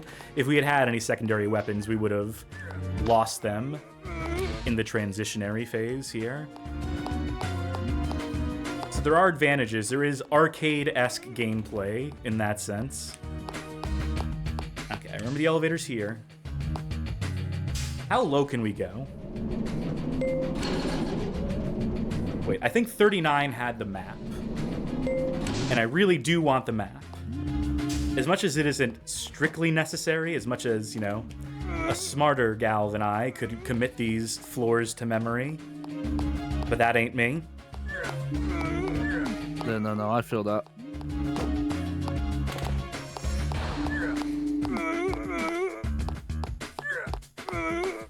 Yeah, they're trying so hard. Are they? Are they really? I'm Well, I just didn't say they're doing a about good job. I just mean, Just the effort is commendable. they're doing their best.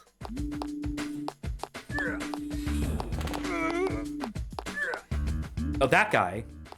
That's my guy.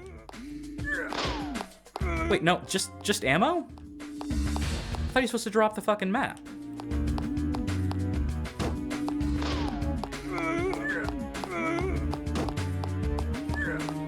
Gotta be someone else. Anybody home? Oh, wait, there was someone down there. Maybe it wasn't this floor that had the map. Was there an elevator here, though? Was there an elevator somewhere in this section? I ask aloud as if either of you are going to remember how much No. these hallways all blend together. You can't even really. I don't think you can really trust like following like where there are no enemies. and No, following 'cause where they there are keep enemies. It respawning seems like they just keep enemies. respawning. Yeah. Which is, a problem. I would say usually use like the piles of corpses in your wake as an indicator of where you've Oh, been. yeah. That's something that Wolfenstein 3D figured out, huh? That, or if there's something to kill, then I'm going the right way. Where's that goddamn elevator? Yeah, maybe in lore these don't actually feature in other rooms. There you go. It's just slides that all the baddies take to get to you. Like pneumatic tubes. Yeah, exactly. It could be a cloning See, facility. that's another thing they could do instead of elevators for this series. Pneumatic tubes. Yeah. Yet to deliver each bullet individually by pneumatic tube to its intended destination. You only cram so much I in a assume- pneumatic tube, yeah. folks. I assume it's very rare to find a place that still has functioning pneumatic tubes in use as a business. I've always been bank. fascinated by that tech, so I'm curious. There's any like weird museums you could go to where they're like, oh yeah, we just keep it running for people to see how this stuff used to work. It's killing me that no one's dropping the map. At least I'm picking up health for whatever that's worth. Oh, you took a lot of damage. Yeah, I got somehow. machine gunned in the back. Not ideal. Alright, please be a floor with a map. You know what? At least you never have to wait for the elevator to come to your floor. Yeah, they do take that part out. You could ratchet up the tension by having you wait on an elevator while waves of enemies spawn in or something, but not the game they were going for, I guess.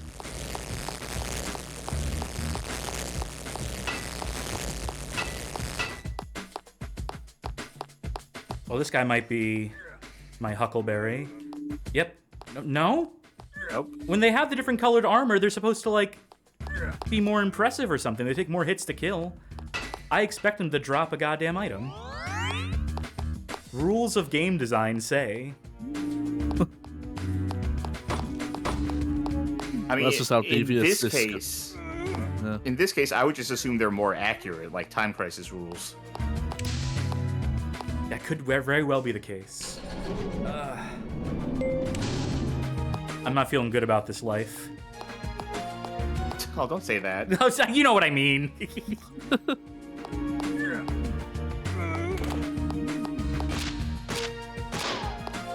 That was a briefcase. That's a new prop Yeah. object. Yeah. Oh, I guess unique to this floor because there's another.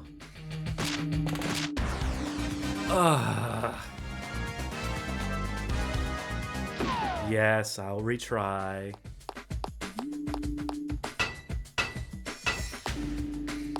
This is the same layout, right? Yes. Yeah. I feel yeah. like the way to tell would be at the start there, if you always had that computer directly in front of you, but left turn. I believe this is the same. The question then becomes like, is the item layout the same as well? Or does that get shuffled between lives? It should be the same. Theoretically. Like, that elevator I knew was going to be there. I think these might be randomly determined to some extent, like what items pop up inside of the boxes. But all I want's a map. Katsarina says, just checking in, what Counter-Strike map is this? This is DE Elevator. And that was going to be a The more defusal. the more the vibe I got was like a console shooter's level editor, like one of the Far Cry's. It was like, oh yeah, you can make multiplayer maps. You know, But I never should you? took I never took DE in Counter-Strike maps to mean defuse. That's what it is, though. I know it is, but I always read it as destruction or demolition, one of those two. Well, the more you know. Yeah.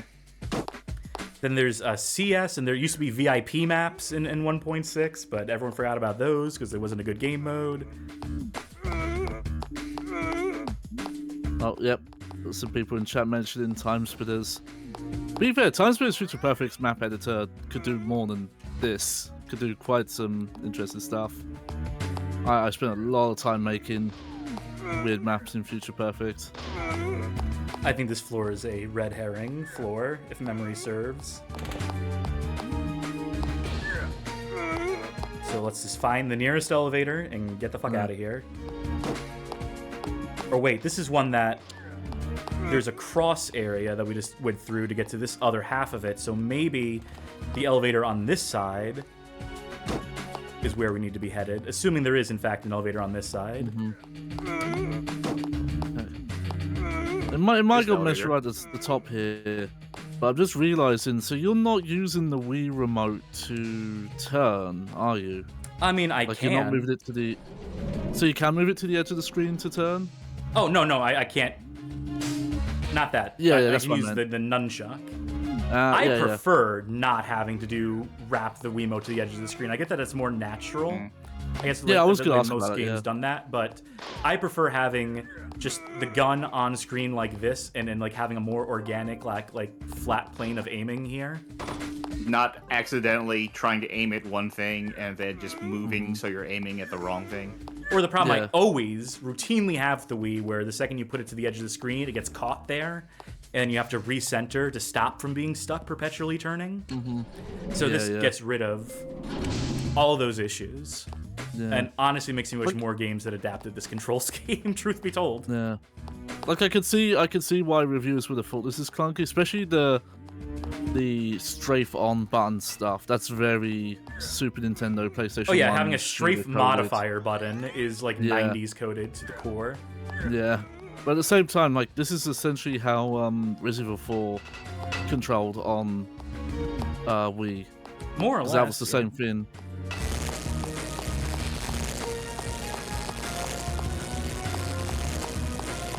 Don't worry, folks. Your computers at home aren't sizzling, unless they are, in which case, call the fire department.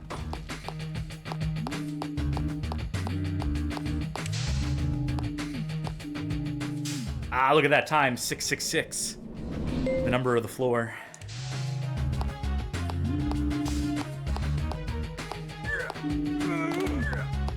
Yeah, but that being said, like, you know, if people want like a reference for what kind of shooters can the Nintendo Wii do,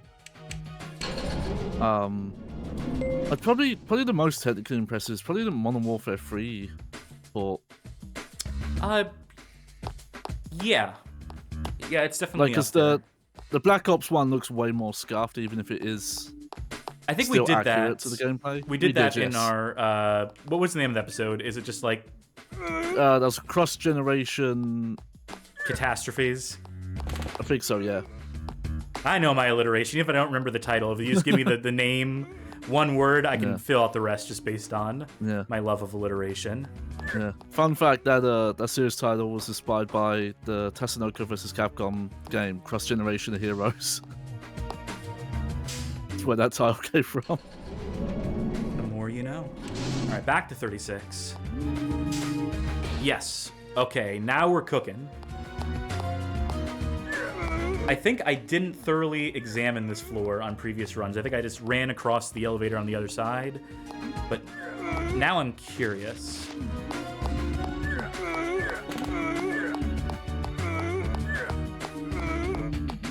Since the map came out of a destructible object. Ooh! Alright, not quite a map, but I'll take it. Sound of that shotgun, hell yeah. Yeah. Satisfying. Yeah, you can really feel the weight coming through the Wiimote.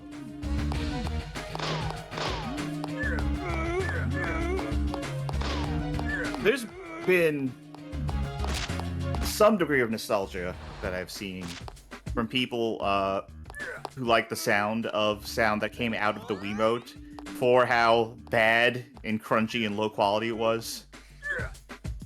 Yeah, man, I didn't get that. I don't get being nostalgic for, like, bad audio quality. I mean, more power to those folk, but, I don't know, I like being able to make things out. No. I like being able to hear things. I like being able to parse what's being said at a moment in time. No, that's the only just time I found it, the only time I found it charming when it was used to specifically mimic like phone call audio. You know, before we were all 5G and all that for calls. I know people who are nostalgic for, what was the SpeechX or Speaks? Whatever the compressor algorithm is for, like, old Gold Source games. Yeah, and just yeah. that, like, level of shitty mic quality that reminds them of playing Counter-Strike 1.6 with, like, 12-year-olds in the year 2001. I've said before that I want to see a Day of Defeat movie, which is just like a straight World War II drama, but all of the dialogue is overdubbed with SpeechX. And way more audio. slurs. Just an endless cavalcade of slurs being said by... Also had YouTube recommend me a video today that was Weezer's Buddy Holly, but everyone in the band is using a shitty Xbox headset.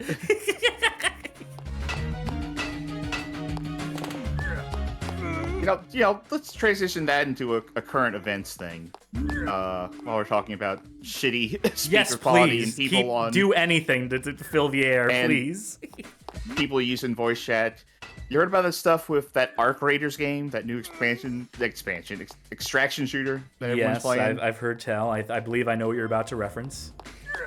That they have AI voice for players where you can set it to have an AI you talk into it and then it changes your voice to be a different gender. So if you're playing as a lady, you can have it set to a male voice, or if you're playing as a guy, you can set it to a female voice. I assume that if you have a male voice and then have it do male voice on you, that it just becomes some sort of low grumbling noise. I don't know. Oh yeah, like a Barry White. It's almost very PlayStation 3 core to have a voice modulators and filters for voice chat. But I guess, like, what I've seen some people say in terms of, like, defending it is the idea that, oh, if you are, you know, a woman playing this game online, which has a lot of voice chat stuff, you can turn on the AI filter to have a male voice to stop people from being shitty and being like, oh, female in the game, and, like, you know, doing all that shit that happens. That's putting a band-aid over a gaping wound. Yes, Yeah. I would say, one, while that idea might work in the short term, what you're fixing there is just by saying, well, the default is man. So if we just make everyone a man, then we're even, right? Then there's no prejudice if everyone is just assumed a man. It's like, no, that's, I mean, Stupid. band-aid Dumb. solution. It's like, the real problem is gamers. And I don't think this is going to work. As it so often Also, I feel like there's an unintended side effect of that, where if you have AI voices to, you know, go over your voice chat to change how you sound, just make you sound like a man, then that's going to probably lead to people hearing a masculine voice and going like, hey, turn that AI off. I know you're a lady. I know you're a girl. Turn that off. It's going to turn the game into Gendered Among Us. Yeah. Where everyone's just accusing everyone else of like, that's not your voice. That ain't your voice. You're trying to hide it. Unless that's like a forced on option for everyone. I think the funny option there would just to force everyone to have a female voice. Because you can't pick. Everyone's a girl now. Fuck you. And of course, I'm Yes. glossing over the fact that everyone hates AI. So Yeah, there's that too. Yeah, it is. I'm not surprised, but it's beyond fuck. That's still an issue. And it will 'Cause I think, continue like, to be a an lot of issue. Like a lot of voice chat stuff has gotten better despite things, but some stuff hasn't, and that's pressing. I think we're getting closer. I think we're in the right ballpark. At the very least, in a good position to clear this set of 10 floors and not have to do it over again. Not much It does spread on that remind me- shotgun, Chief. That's Yeah, more realistic. yeah, that's something that this game strives for. It reminds me, slightly finally watched some of those Any Austin videos. YouTube's been recommending me for however long it's been now, where he covers like the potential realism or faux realism of like power lines in airports and stuff. But he makes a good point in his videos about there's two versions of immersion, because there's immersion of the game simulating the real world, and then there's the immersion of a game world being its own space with its own rules, like the idea that that's just a living space that exists. which is why this game is so immersive. Yeah. Yeah. But I like you made that distinction, and it reminded me to talk about that voice chat stuff, because there is that weird thing of, I can see why some people would look at, like, oh, you make stuff in Gary's mod, or you make stuff in Half-Life 1, and it's weird to see Half-Life 1, for example, without that same voice compression. Because it's like, well, that's not how voices sound in this world. Everyone sounds like they're talking through a phone line, because that's just the rules of this world, you know? So I get it to a degree.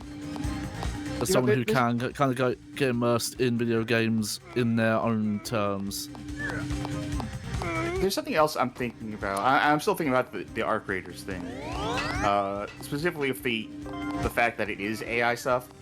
And I don't have an answer to this. And I'm wondering, people are very, negative on it because of its use of AI. But I'm thinking, like, is that the same thing as generative AI, though? Is that the same, No. mechanism? Because if you think about, like, AI gets bandied about so much to the point where it doesn't mean anything. So it's like, does the environmental impact of whatever that voice AI stuff in any way match what's going on with that. I'm in the wrong spot. Yeah, I think that depends, because I think some of those programs can run entirely locally, as long as you have like a good processor. Yeah, and also like I think I've heard people say like the voices used for that thing are like actors who were paid for the use of that specifically for that training. So that's it's like that's the important thing. Yeah, or if you're the rare cases where you can create voices from without a reference. There are a few like AI voice things that can do that. I think we're fucked on this run again. So It's yeah. okay, so whatever I need is on floor. There's one of these floors has 2 sections, has an isolated section in it. It's this one. How do I get to that? How do I get to? Okay. I need to go up to 33, cross over to the left, then get down to 31 again, Yeah. or 32 again, I should say. Because I saw it said the door was unlocked but not opening. No, it's not What does that unlocked. mean? I need the key. I need to have found the important piece of software, whatever, the CD. And what that will do will unlock the security mechanism and allow me onto the next set of floors. God, I hope I'm right. And I hope I'm quick, too. Oh, yeah, we're good. Oh, You know what? Just for safety, because I have such low health, how about I quick save here? Magic Meow says, in the case of AI voices, I think the dislike is more voice actors getting out of work. In the case that I'm specifically talking about, though, where it's your own voice getting altered, right? yeah. It's not like there's a market for There we go. voice actors to replace literally your own voice. Now, I've heard that game does have, like, computer-generated speech for, like, AI, not AI. Well, I do mean AI, for the NPCs, yeah. shit. I've heard some people say that's actually, like, text-to-voice and not, like, real AI stuff, but I don't know. Still, I think even that, it's like, you can find actors that will do work for you. And considering the size of that game, they shouldn't be relying on fucking text-to-voice anyway. I think I guess, like, the argument for that would be for, like, scalability, for, like, saying, like, well, if we're going to add stuff in the future, like, continuously, we can't keep, we can't have people on, like, retainers, like, call them in forever. Like, I mean, this is a devil's advocate thing, where I imagine that's what they're thinking. No, I'm, again, like, I give work to voice actors, but... Yeah. The problem is, though, that obviously, you are playing devil's advocate there, so this is not against you. But it reminds me of the old, like, well, we can't have laws requiring cars to have safety belts, because that, that blocks innovation. It's that whole argument of, like, we can't do this thing to stop people from dying, because then we can't do all this cool stuff. We can't make cars go at, like, 500 miles per hour in 1 second. It's like, well, yeah, maybe that's a bad idea. Maybe Luis, cars shouldn't do that. Luis in chat says good kills in that sequence back there. Thank you. that was smooth. And we're on to the next set of levels already, believe it or not. Yeah. And I knew I was going to die. That's fine. Oh, yeah, we get a good look at that guy. I'm trying to figure out what the lore is, where there's, like, pseudo Yakuza members, and then these, like, mercenary special ops guys. These Baito looking. What's the name of the guy from Ghost in the Shell? Baito?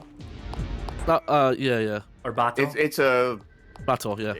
It's an evil convention, like the start of Naked Gun. You know what I watched earlier funny 'cause today? Oh, The what new did you Naked watch Gun today? with Liam Neeson. How was it? It was pretty funny. It was pretty good. That Akiva is a funny director. He knows how to do a good comedy. It doesn't hold a candle in my mind to the originals, but you know who I was surprised by? Who's really fucking funny in that movie? Pamela Anderson, who plays the lead ingenue. She is fucking funny in that. She does this jazz song section where she's doing scatting. It's the funniest scene in that movie by a significant margin. It's because she sells the fuck out of it. So good on Pam. It's come a long way since Barbed Wire. Yeah, I do plan on watching that. I did actually finally get around to watching the original Police Squad TV show because I'd never seen it. I'd only seen some of the movies. And it's funny just seeing where that stuff started.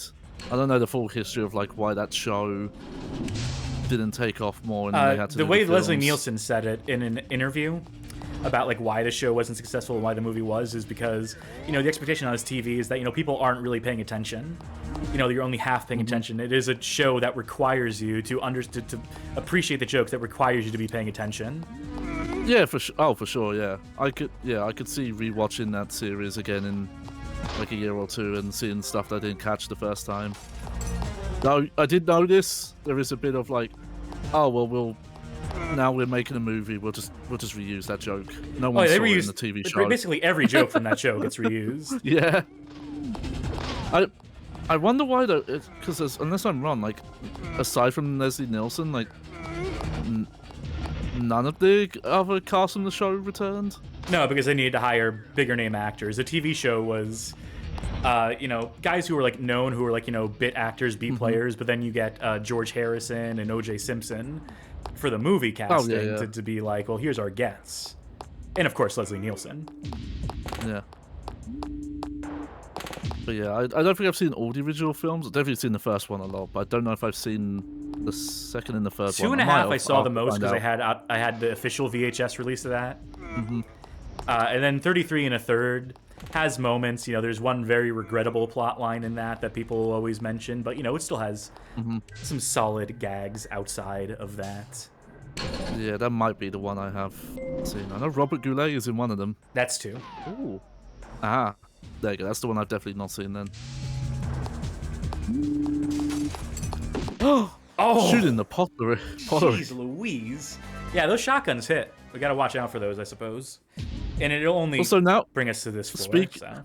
Speaking of the weird lore of this universe and the enemies, now you're just fighting like the SWAT. They're here just responding to, there's some guys shooting up our building. How are they to know?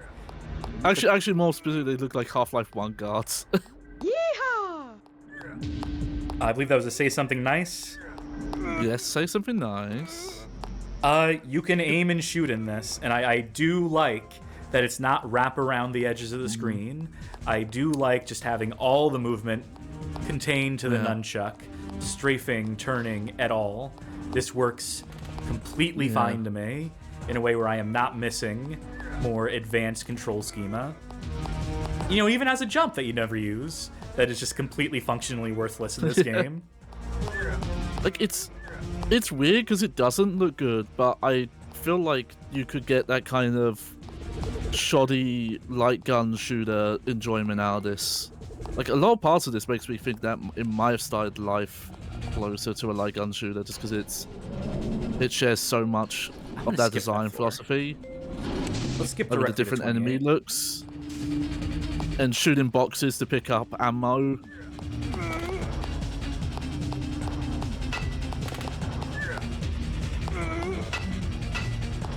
Nada. But yeah, I'm trying to figure out what the in-universe lore is about these different enemy types.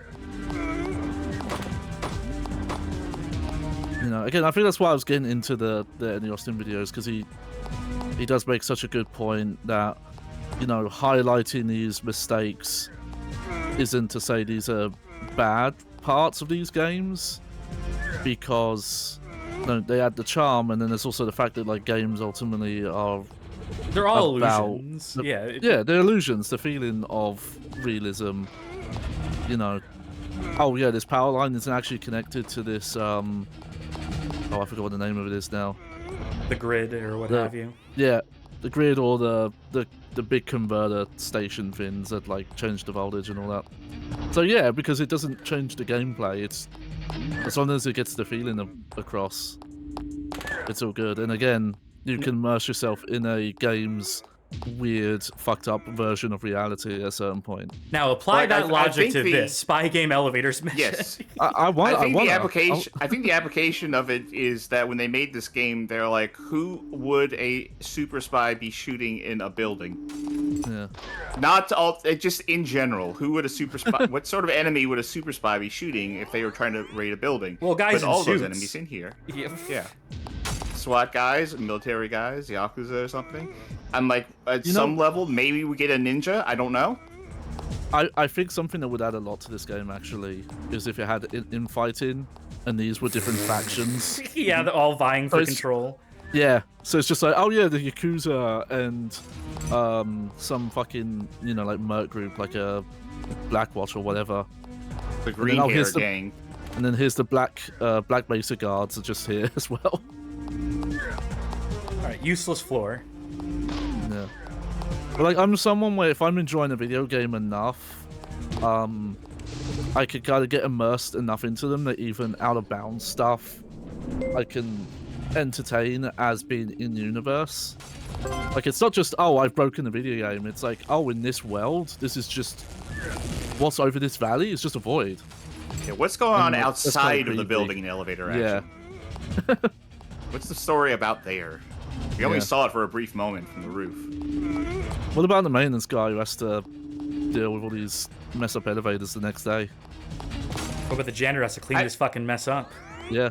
I feel like there was a moment in the skyscraper playthrough where we were like looking outside the building and just being like, what's out there? Oh, yeah.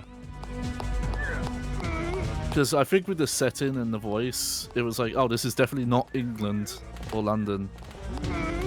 It's nebulous. Yeah, you can't open carry a Setting. cake in London. Oh no. I get right muffed. This is not good because I've exhausted the range of this elevator. Which means there has to be on one of these floors a different elevator that goes to a different floor or different section of one of the floors we've just been on. Yeah. No, I do think it's a little mean you have to find the maps.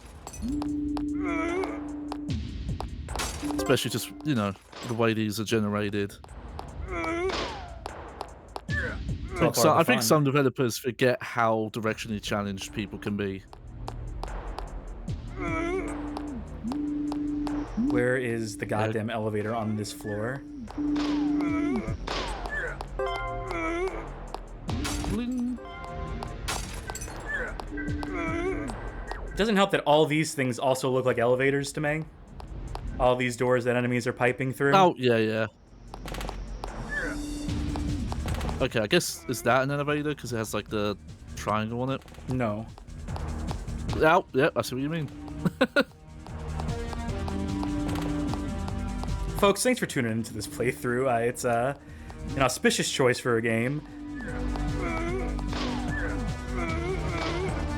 Hey, YouTubers said this is the worst game ever made for the Wii, so we had to double check that. We had to fact check that. Go on our little fact finding mission and... Okay, now this elevator going down to one of these two floors. I'm gonna start with 27.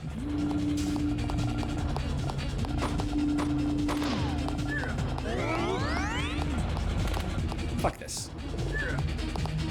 I still have to two-shot these guys with the shotgun?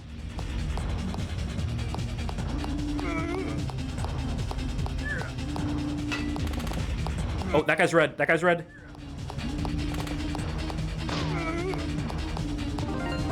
Hey, there we go. No! Oh. Okay, Well, now you know where he is. I know how to get to this map. Assuming this is static, I know what we're doing.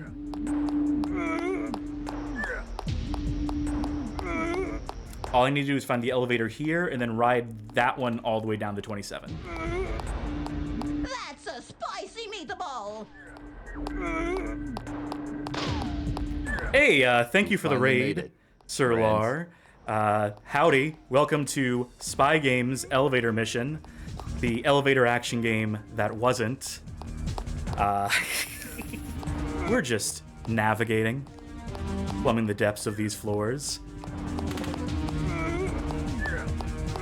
The most exciting game we've played here in our time on the Bad Game Hall of Fame, I must say.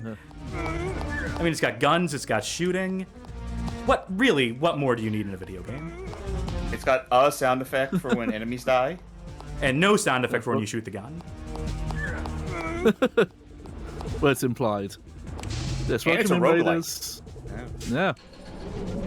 I'm telling you, it's gonna get resurgence. Someone's gonna take this idea and And Run really, with it. boy howdy, run with it. Make something. I know of it's this. making me think of I don't remember the name of it now, but it was the Kickstarter roguelike Quake-like game. That can be any number of Kickstarter projects. It was really famous because it had like a live-action trailer where a kid's playing the game and a little brother wants to play it, and the game's too intense and it makes their head explode. Huh. That's a new one on me. Darn it, I'll figure it out. It's in my Steam. It was a game I really wanted to like. Fuck. But then most of the game was built around like enemies having acid blood. Certain enemy types had acid blood that you couldn't walk on, so you'd have to Oh, like Alien vs shoot Predator other on Jaguar. enemies. Yeah, so you'd have to shoot other enemies' blood to cover it. A It Splatoon wasn't for quite the like- AVP crowd, if you will. Yeah, it wasn't like the it wasn't very Quake gameplay because Strafe, thank you, Sir La. Hey, look at that. Yeah, Thank you for coming in on Clutch. Fuck. yeah, because that was also randomly generated layouts of levels. I am in the right Yeah, place. I really wanted to like that, but yeah, that whole system I think like kind of undermined it. Though I know they did like retool it at some point, so I'll have to go back and try at some point. Now, did they ever go back and retool Spy Games? Elevator Mission? I think not. Not yet. That's the thing. I wanted to look at Dreams Co's development stuff. I don't know if they're still active, but they did do stuff in 2020. They still have a website. So, that doesn't they've- mean anything at all, what I just said there, but, it's a fact they still And have a they've- website. And they have still done some Taito stuff. They did a Bubble Bobble game, like in 2019. The map is somewhere on this floor. That is the determination I came to. I don't remember where on this floor, if it was an enemy who drops it, Oh. or... Oh, I didn't know this. This explains a lot. They're the developers of Major Minor's Majestic March. Oh, is that the WiiWare game, or is that a proper disc release? No, it was a proper disc release. Yeah. The marching simulator, like one of the worst rhythm games ever made. It worked on by some of the people who did Parappa. Yeah. Right. Rodney Greenplatt doing the art. So I for that imagine one. Dreams, in their capacity on that game, was probably a support studio. It's probably not like the lead design. They were probably brought Maybe. in to do some. Because that's what Dreams let Shop me- themselves is doing a lot. Was just like, hey, if you got a game in progress, you need extra bodies on it. Like a support studio does.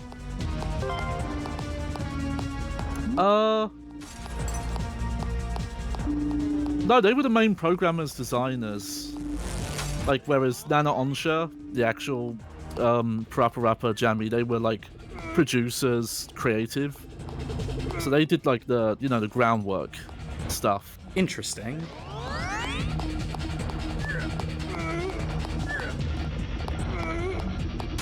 Wow, yeah, that's a. Oh, and they worked on Rumble Roses. Wow, so they Hell really are a yeah. prestige developer. We haven't been giving them a fair shake as we play Yeah. this awful, awful game. Okay, so I guess I was completely wrong about where the map was and how to get to it. I really thought I was cooking there for a minute. I really thought I had solved this. But clearly there's some amount of elevator transferring. Clearly there is a need to find the other elevator on one of these floors, ride that up, and then back down. Which now requires me to find the elevator we came in here on. Here. If you two can hold forward, I need to step away for some minutes. So, Yeah, Alright, no by all worries. means. Yeah. Just, I mentioned a little bit before, but something I really want to get to is really stark to me how much the design of this does feel like someone who worked on rail shooters, and this was the first time they'd done a first-person shooter. This is all 'Cause it's- incredible technology to them. They never expected players to be able to move in Well, three it's dimensions. it's so coded in that style of like just the way the enemies work, the way they've color coded them, and the way you get weapon pickups. I would say even the night That vision is just- goggles reeks of like Yeah. a railgun shooter mechanic. Yeah. It's just fascinating because, you know, one of those reviews mentioned GoldenEye 64, which started as a rail shooter, but very much deviated from that design. No, you don't Whereas say. this feels like had rail shooters been naturally evolved into a first-person shooter. It's like a weird glimpse into the alt reality where, like, imagine Doom did not come out until like after Time Crisis 1, and that was the main influence. Like, I mean, you say that, but now you got me daydreaming about it. That would be so sick. You hear that, Romero? Get back on game dev. Get back to Doom. What you know now. Make a real game, why don't you? Oh honestly, my I god, wish those that shotguns. Doom VR game, from what I looked at, would have been much better if it had just gone rail shooter. And it's weird, like hacking. I think that's what it was. Like you were hacking into cameras or whatever. It was weird. It turns out most games, in my humble opinion, would be better if they were designed like rail shooters. Yeah. Is this what we Obviously, rode yeah. in on? No, it's not, because it's not a real elevator. Is this the horse? Is this the horse we rode in on? Where is that goddamn elevator?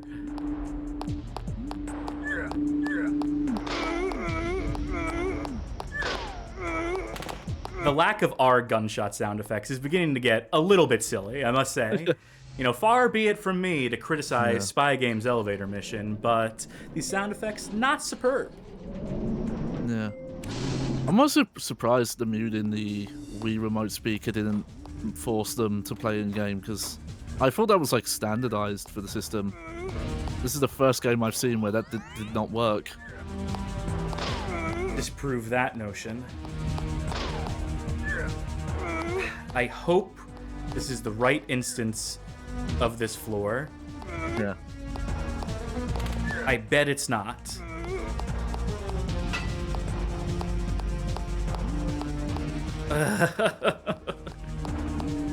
I need a program that is like an auto map. You know what this game needs? An auto map. Oh, A map honestly, that yeah. fills out as you progress, so you can just be like, well, wait.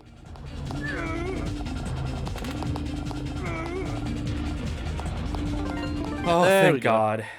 Okay. I need you to do me a favor, Johnny. Okay. I need you to screenshot each of these floors. That's the level of desperation we're getting to here. Alright. Okay, so this is 30. Label these, please. Hang on. Let me do it again. Rectangle. Get the graph paper out. So this is 30. Oh, hang on. Sorry. Johnny. It's because I had parsec full screen. That's why. 27 Gonna be is the the, floor where we need to make the transfer. This will get us down to lower floors. So it's There we the go. other side. It's the left-hand side of floor 27. So basically, the strategy from here on out that we have to adhere to is we get to floor 30. That's where we spawn if we die. We take a left. From that left, we go to the only other elevator on this floor. That takes us down to 27, where we can get the map. And that's as much as I really need to like remember for now. Because I'm gonna take that elevator.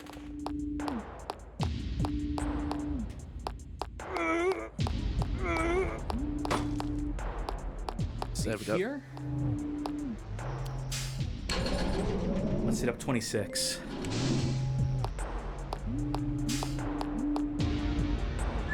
You know, credit where credit's due. The game's providing a challenge. It ain't no cakewalk. It's a test of skill and brains, of reflexes and your ability to think. Brain Age got fucking nothing on this. You know what game I never got into? Brain Age. I did best with it a bit. It's just, you know, keeping up with it daily. I'm really bad at stuff like that. Yeah, it's too much commitment. Yeah. But my bank is doing something real cool right now. Oh boy. Where so I paid off my credit card for this cycle a couple days ago. Paid like the full $200 or whatever. And I got notice here, and I checked. It says that my payment hasn't been made, and on top of that, I now owe an extra $200 Fucking dispute because the that. yeah, I'm going to figure something out. I checked all the plus and minuses. I definitely paid from my checking account to pay off the bill. In fact, and I see the numbers here that it is all the stuff. It says payment, thank you, and all that. But I somehow now owed an extra $200 on this account, and the minimum payment has not been made. So that's why I stepped away. Figure out what the fuck is happening. Yeah, pretty good reason. Yeah, I would. The answer is I don't know what the fuck is happening. So we have Yeah, to find call out your tomorrow. bank, dispute that, say I will take my business elsewhere, etc., etc.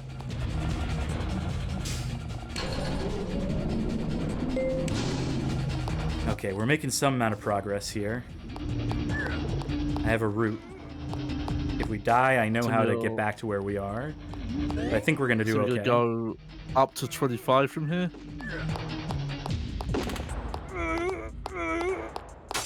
Yeah. There's two... Wait, look at those isolated elevators in the center. Oh wow, there's multiple going up there. In this...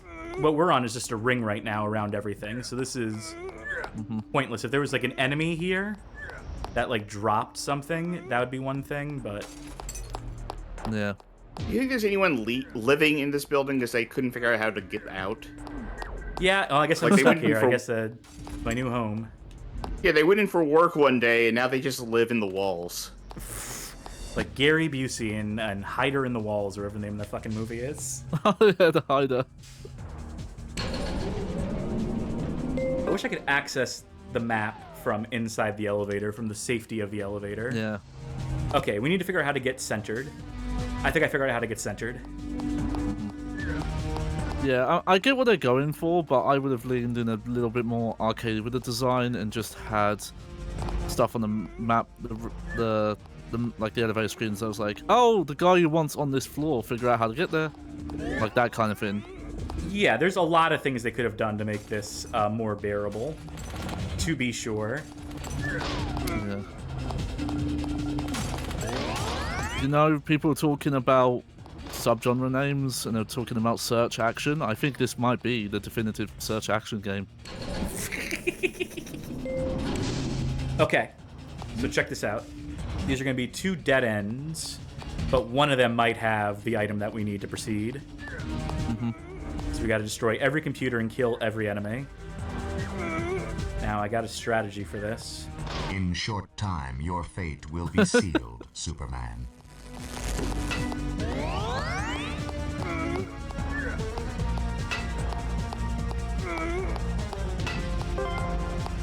All right, there we go. Nothing here. That's fine, What though. is that? I keep forgetting what that thing is. That What weird. thing? Oh, that I don't know what remote you- we're picking up, that remote-looking thing? Is that what it is? What it is, that is the radar for enemies on each floor. That is what tells you, here's where the enemies are. That's why we have the white dots. But it expires. It has like a battery life of a sort. So after so much gameplay, it goes away. Slime and chat saying it's the remote from Click. If it wasn't, I would I thought it just was like- fast forward to the end of the game at this point. I don't know if they still look like it, but it reminded me of like what a lot of like electric body trimmers, like Gillette Venus brand ones look like. Okay, look at this elevator here. Okay, now we're cooking with gas. I have to be thorough, though. I still have to be thorough and check all these floors, unfortunately.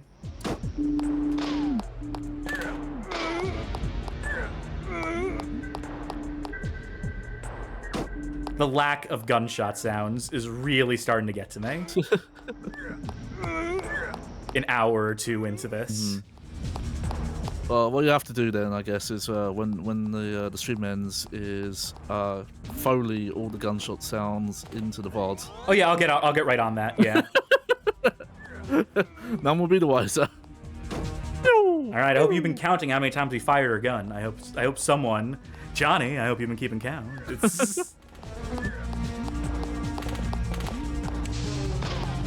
Okay, get the fuck off of this floor. 22. And then I want to see what was on that floor, the floor we were just on. Okay, 2 zones. We could potentially go right there, but I think that's nothing. I think we were on that floor and it was a dead end. Or that side of the floor. Okay, target. Look at that. There Thing we of beauty. go. Yeah.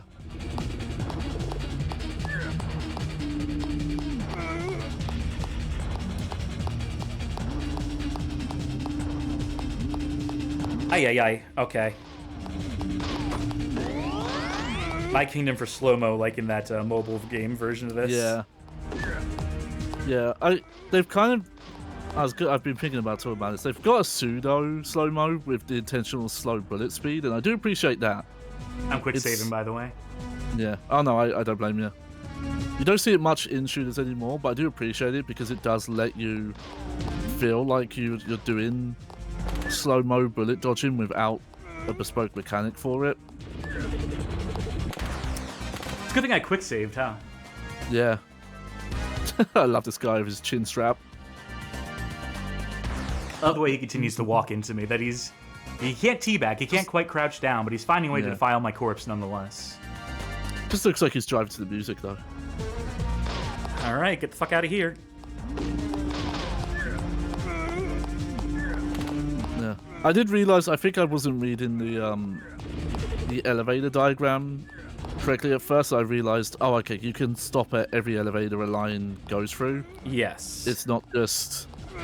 It can't skip floors. Yeah. It can only stop short of floors. Oh, they can crouch.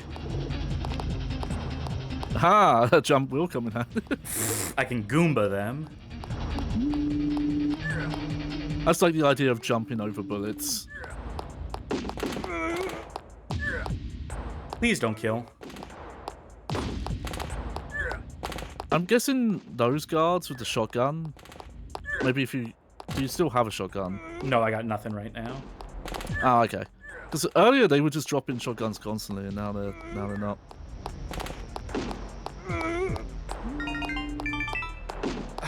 35? Oh. I need to backtrack to floor 35. Oh. I forgot about this shit. Oh my god.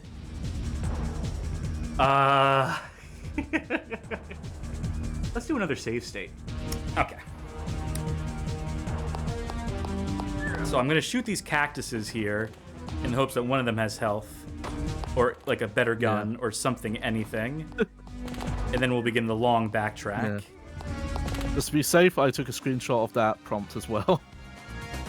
I don't think these cactuses are gonna help us. That's alright, that's fine. I haven't lost faith yet. I guess you can't shoot them in the right spot and the spines will explode and get them in the face. Hold on. There's an elevator on this floor. A unique elevator.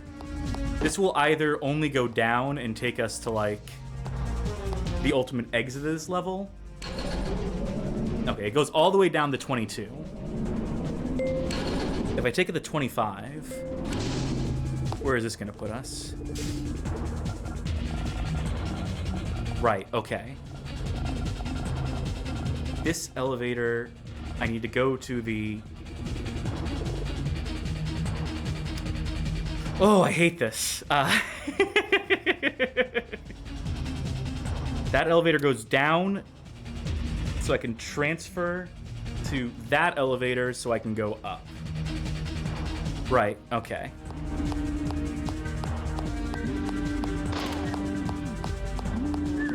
Oh yeah, how's this speak of? Not really a moment of respite in this game. Ooh, okay, someone look up if there's any cheats for this game. I don't think there are. I think we might be fucked. You know, I'm curious, I'll check.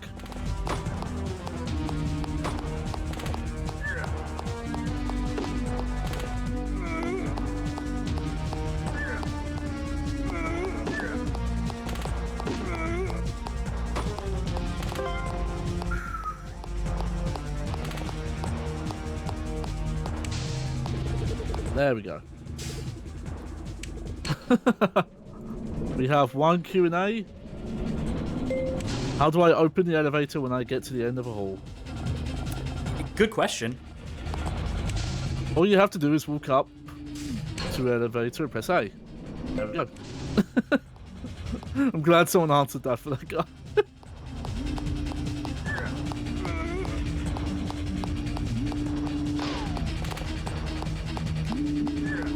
I have to take care to not get shot in the back. Yeah, Oh, I took a little bit. a little bit, yeah. Still. Yeah, I wonder if at a certain point they do expect you to not gun for everyone. I mean, that's what the night vision system is about. Yeah, that's the same prompt. Yeah, I gotta go up and around. If I had like an SMG or something, right? If I had any of the other weapons, what happens if I hit Yeah. retry? Where does it retry me from? Just out of curiosity.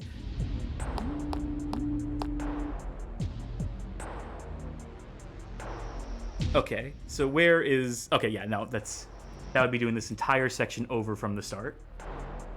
As much as this feels like a cursed run, as much as it feels like this is hopeless, I have to persist in this doomed world. This is our best chance of not wasting so much goddamn time and potentially being able to clear this in the course of one night. Because God knows I don't want this to be a two-parter. No, I get it.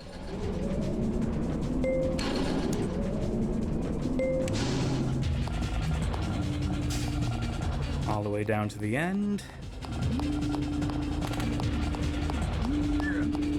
Yeah, so if this was made, years later, once, the roguelite subgenre really kicked off, it would have been like, oh, every couple of floors there's a merchant, and you would have brought stuff from them, like upgrades. I'm doing another quick save.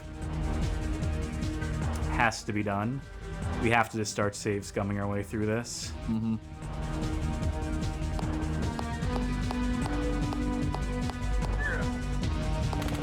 Ugh.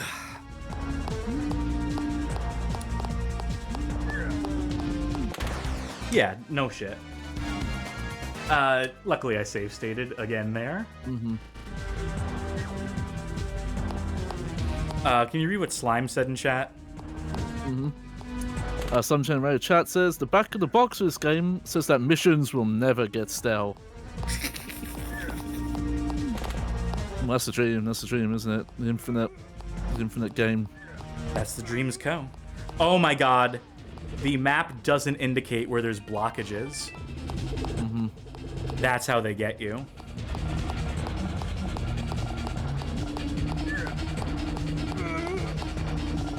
Right, this will eventually get me there.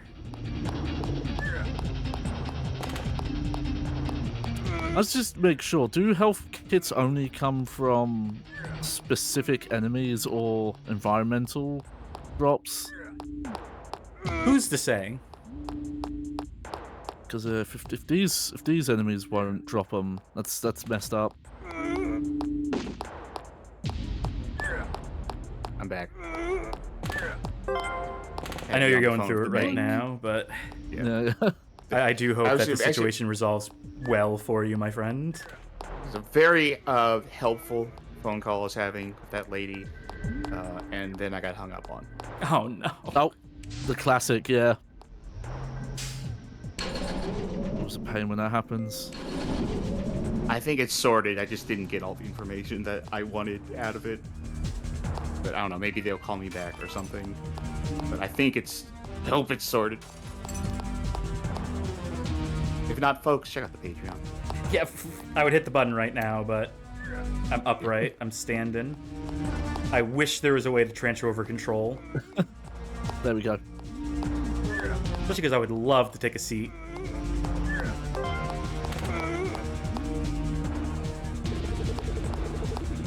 You know, when I have the call muted and I'm just listening to, like, the game, I'm honestly, like, the music almost kind of sounds like GoldenEye-ish, too, in a way. Grant Kirkhope would be so offended hearing. I mean, it sounds like they're trying to rip off a bit of like a James Bondy kind of sound to it, is what I'm getting at. Yeah, there is a throwback nature to this game that I don't entirely dislike. Like, there is some charm to it. Again, I feel like most of the disdain from this game, you know, there isn't the genuine issues like this stuff. Is the price point, like, because even quote budget, $30 would still be asking a lot for this. I'm gonna have to save every time I change floors. Bicon B in chat asks, "What are the odds that somewhere in the world, this is someone's favorite game?" That's something we say a lot, is that somewhere, someone out there, any game that we hate, someone loves. I'm not so sure. Yes, I always contend that as far as this is someone's favorite game argument, I don't believe that. I think this is definitely a case where I don't think this is anyone's favorite game.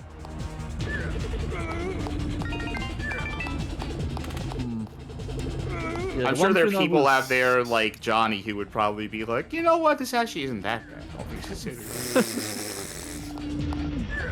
I can at least see how someone could enjoy this. Yeah, maybe, like, I think that's the thing, like, the whole, you know, oh, somewhere in the world, this is someone's favorite game, I think is such a extreme version of the more true reality, which is just like, oh, someone appreciates this game out here. Someone can enjoy this to a degree. You know, like, sometimes there's stuff in games that, you know, mechanics that will be, you know, points of resistance that for some people that will be like, oh, I hate design like this. And for other people, they'll be like, oh no, that's perfect, that's exactly what I want. Every so often, I bring up that I don't get the Pokemon fandom's issue with EXP share, because it's like, if it always is just it takes longer to play. It's just adding playtime of, hey, this Pokemon, you can't level it up unless you directly use it in battle, or you do the whole swapping it out with another one. It's just adding time, but making it a mandatory thing in the games that they do now was like a huge contention for like a big crowd. So that's the example, like, I don't get it, but some people want that. Some people are deeply passionate about very fucking stupid things in this world, as it turns out. But in particular in the context of video games. Granted, I've not seen a compelling argument for it, but, you know, I can't argue if someone enjoys something. Like, ultimately, they do enjoy it, even if there's not much reason behind it. Okay, let me just double check. This elevator goes up. Okay, yes, okay, got it. So I took this as an opportunity to go onto YouTube to see if I could find people commenting on videos of this game to be like, I actually liked it. Found someone said, lol, I remember finding this game in a real cheap, can't tell, $5 bin at GameStop when I was 8, and played the shit out of it until I was sick of it. Now, to be fair, doesn't say how long it took to be sick of it. Could have been 30 minutes. Yeah. Yeah. Someone else says, you can say what you like about the presentation, but the game still plays well if you're into arcadey light gun action. Cass, as the resident light gun lover here, thoughts? I would like if it wasn't a hellish nightmare maze. I would maybe have more patience and more nice things to say about this game.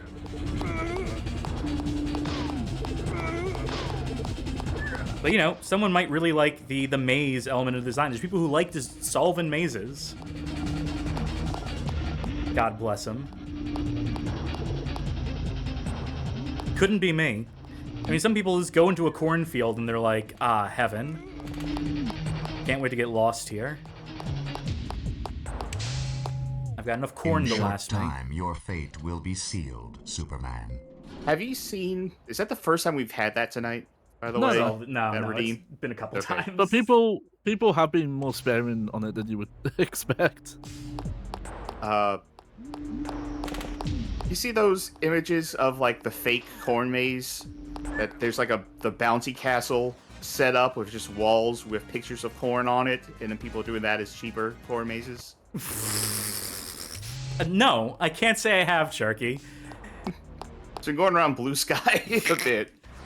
Oh, they're really gonna make me kill these people, huh? They're really gonna make me fucking do this, huh? Okay. Alright. By the way, the save only registers up to, like, the beginning of the floor of the level, as it were, which is why I've not been leveraging that. Yeah. I had a feeling, but yeah, that's annoying. Okay, new development on this whole thing about looking up comments on Spy Games elevator mission. You found There's been someone. the original developer. You found the father of Space Invaders himself.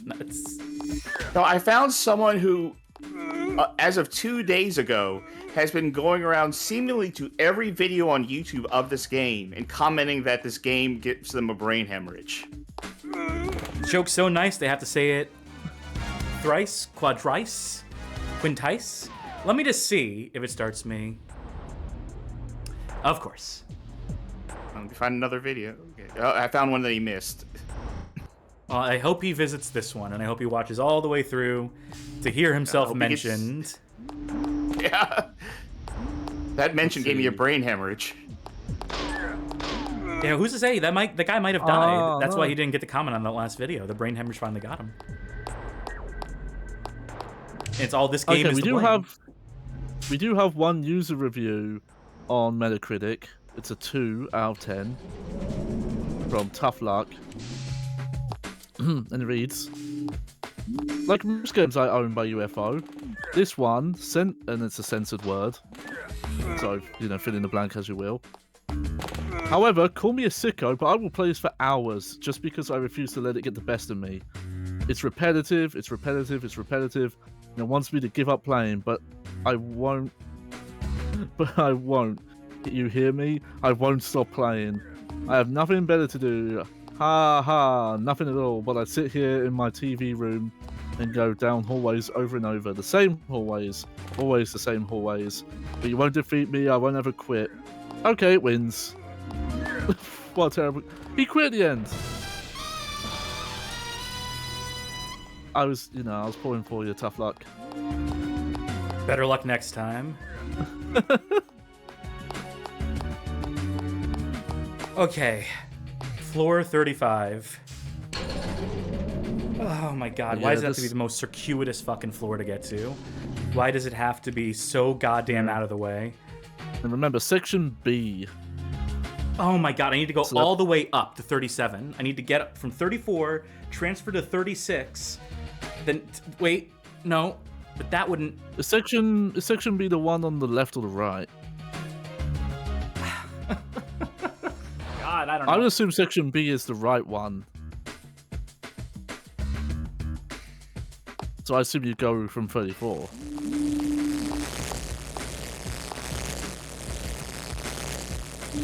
I nicely carries over to the, the pause screen.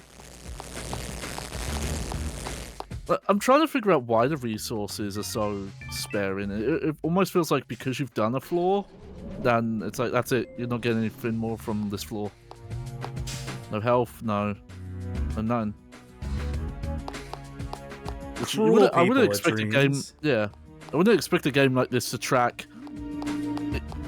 Oh, have you used all the destructible boxes on this floor?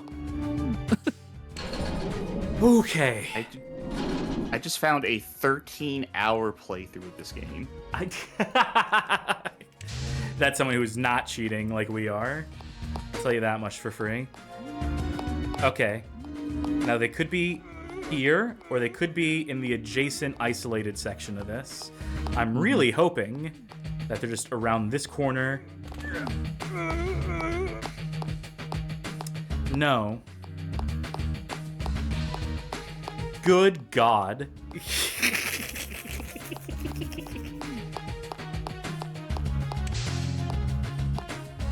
This might be... I know someone said earlier this is the most monotonous game we've played on the Bad Game Hall of Fame. They're probably not wrong. It's just so mean. Yes. That's the part that's jumping out to me, is just how mean this is. Yeah, the further we're going into it, the meanness is really is undercutting any positive stuff I had about it. Like, yeah, for the first 10 floors, it wasn't too bad. Now it's just... That's just fuck you. This is it. This is all you get. That's her Huckleberry.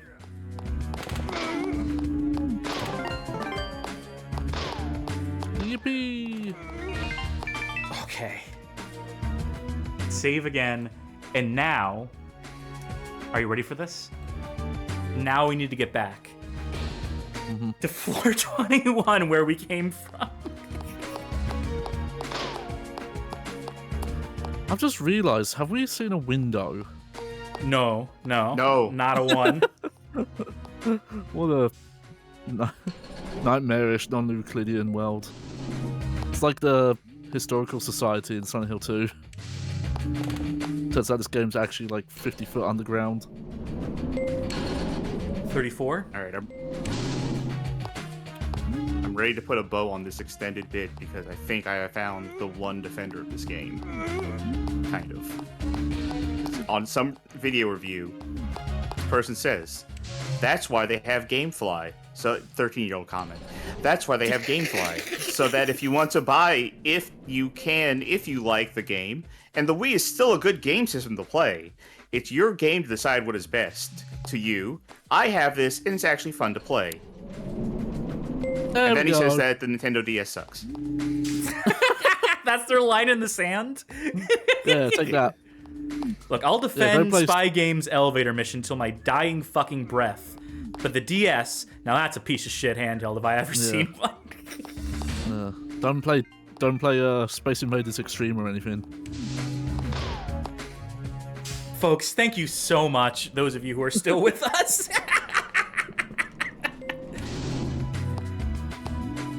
This is one of those suffering runs. This is one of those, if you want to see us suffer kind of games.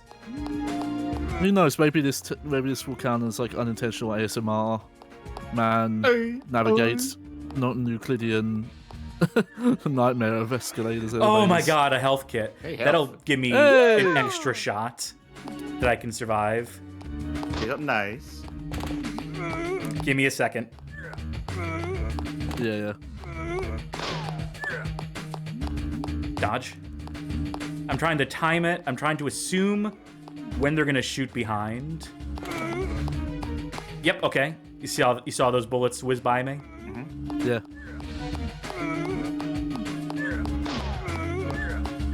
I'll say something nice. It sort of looks, maybe it feels cool to just like book it down the hallway and like get everybody one after the other and like dodge the ones coming from behind you. Yeah, there is a satisfaction in that. There is a sick satisfaction to that. Yep. Also, thank you for the race, Squatulus. We are playing Spy Games Elevator Mission, not to be legally confused with Elevator Action. Even though it did start life as an elevator action game. Watch our history section, folks, when this goes up on YouTube or wherever else. You can see how this game... Spirit Eater in chat, can you read their comment real quick for me? Yes, while I save? Is this a remake of Elevator Action? This is a game developed by Dreams, which is a studio formed by Toshihiro Nishikado, I believe. Nishikado is his surname, to be sure, who was the father of Space Invaders. And his studio got contracted to make a first-person elevator action game, and then Taito got swallowed up by Square Enix, and they lost the elevator action rights at Dreams, so they put out a generic game in its place. So, yes. To the point where the marketing material very much obviously was saying Elevator Action, and they had to change the name to Elevator Mission. So they have to Because literally they talk about the Control F classic- and replace. Yeah. Yeah, because they talk about the classic Elevator Mission arcade franchise. It's gonna sound dumb. I didn't actually know that Square Enix are the ones who own Taito now. They fucking own everything. I don't know why. In my head, I thought it was Bandai who owned Taito. Took another hit. One more will put us down. I'm actually looking forward to getting to the next checkpoint so you can die on purpose and have full life. Yes, very much so. Oh god, when you whiff a shot at close range, that is terrifying. This game is, for what it's worth, ratcheting up the tension. So survival horror. You know what? You know what, Sharky? Don't you start now. Elevator You up see, top. it's Long way horrifying around. experience you have to survive, and therefore... Health? Nope, it's a weird remote again. What does that one do again? Shows you the positions of enemies. I think this is the mechanic I've had to explain 3 times so far. I know. What's confusing me is that you just keep picking it up over and over again. It's because it keeps running out of batteries. Yeah. Okay, thank you. All right, it works on Instead of batteries. picking up- Instead of picking up batteries, he keeps just throwing them away. Also, I literally only asked you that question once before. But Johnny Yeah, asked me twice before. Okay. Yeah, it's mystified everyone at some point. Okay. All the way around again. And you better believe I'm save stating. Yeah. You know what's so fucked is that you can... Well, you can die and then Die. have to do this entire section over again without the benefit of save states. But if, you were playing this on real hardware without the benefit of save states, let's say you've been taking meticulous screenshots of the maps and, that, like, okay, the floor's gonna look like this. I know where the destinations are. You can't just load the save, right, at this top of floor 30, know to backtrack to floor 35, get the item there. You still need to go through all the markers. You still need to hit all the progression. Oh, okay. So a specific trigger spawned that guy on floor 35? As I am to understand it, I believe I confirmed that. I believe I took the time out during the article writing to confirm that detail. Much to my chagrin. I saw someone in the comments of those videos I was looking at saying that they played it with their siblings as a kid, and every time that they died, they would turn off the console and try it again another day, which means that the levels were reshuffling every single time, so they didn't even have the benefit of knowing. I think where the stuff I think they was. generate the seed at the top. When you hit new so I guess it game, depends yeah, if they loaded their save or not. Yeah. that's okay. We have save states. I don't remember exactly where my save state is, but we have save states. Okay, yeah. 25. Slime Generator says it's funny how many sins this shares with the other skyscraper themed game we've played. Oh my god, I wish I had a good gun. Did we pick up a gun at some point? But I think you got a shotgun. No, I would see arrows to the... Oh, fuck, wrong floor. Ah, maybe that. Yeah, maybe Slime- that. Life. Slime went to Generator the also void. says at least your player character here doesn't have life-threatening IBS or whatever Chris's problem was in Skyscraper. Yeah. Yeah, and we don't have a nasally, snarky pro tag either. Okay. I have my strategy for this. I see to get to the other side. I can kill this guy before other guys spawn in. Get the shotgun.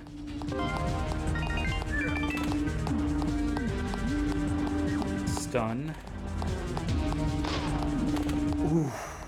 Oh. Nice. I think this is the right elevator. If there is, yep, okay, elevator on the other side of this hallway. Oh my god. Marron. Ay, Chihuahua. Okay.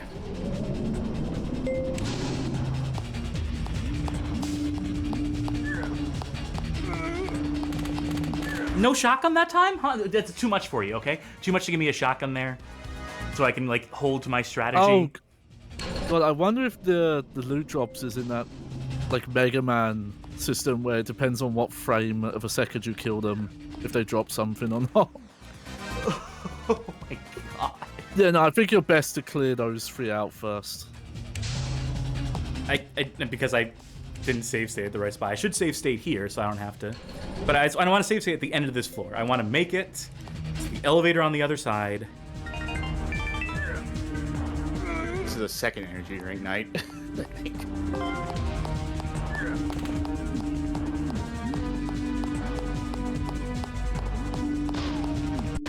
I was a second too late on the dodge. I knew it was coming. I was waiting to react to the gunshot sound. There is a method to this madness.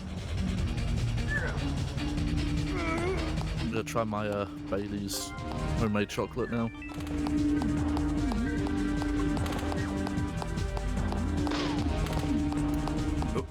Up. Oh, I was just... Jesus. Just so you Bullets see how like, hold the close I'm- elevator, hold the door, hold the door. I've got a meeting to get to. Oh, I am a sucker for Bailey's, I'll tell you what. It's fine. I Yeah. safe stated. I safe stated. It's okay.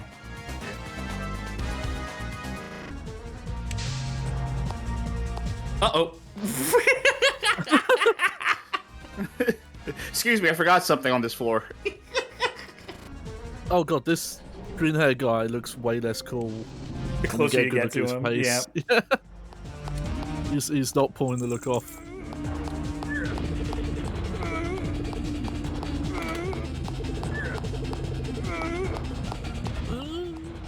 I do like that. I'm gonna noises. hear that moan in my sleep, in my nightmares. Wait, could you just skip down to 20? There you go. Right.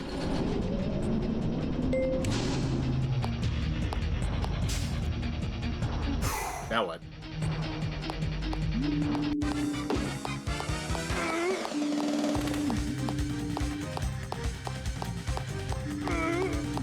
Fucking dead end. God, there really Oh, is like hey. a old school arcade vibe to a lot. It's like this hurry up sound effect, especially. Well, you know, it's like the classic installments in the elevator mission franchise. Exactly. Yeah. Okay, I am starting to think that this game works on the rule that once you've been to a floor once, it doesn't drop drops anymore. No, we picked up a health item here. This is the first time we've been to this floor, though. Is it? It's a... Yeah. Like, it's something like that. Like, once you make a certain amount of progress, you can't just go back up and get more drops. I'll be honest, it's a little hard to tell when No, you've been to a it's fair. floor or not. Yeah. Hey, look, more health. Yeah, because the floors...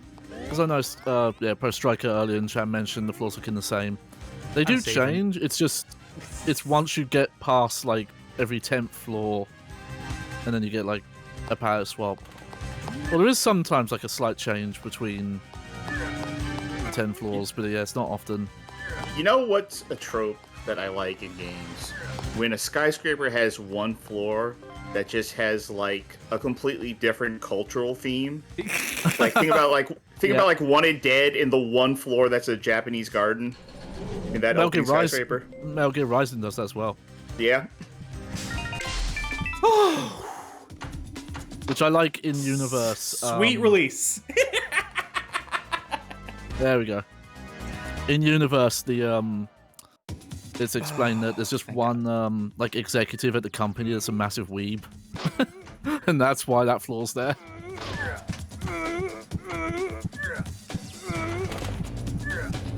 Slime Generator also doing some research for us here. This game has no fanfictions on AO3. No, don't tell me that. Sadly. Yeah, I also checked speedrun. No speedruns. God, this would be a brutal game to get into speedrun in. Chasing the perfect seed. Oh, Get a stand-up maths video on like I broke down the probability of this seed of elevator mission.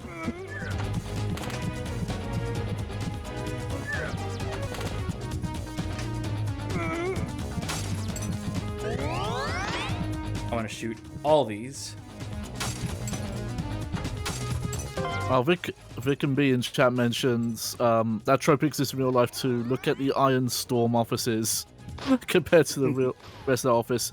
Yeah, I've seen pictures of that lobby Okay. from the peak Daikatana days. It's wild.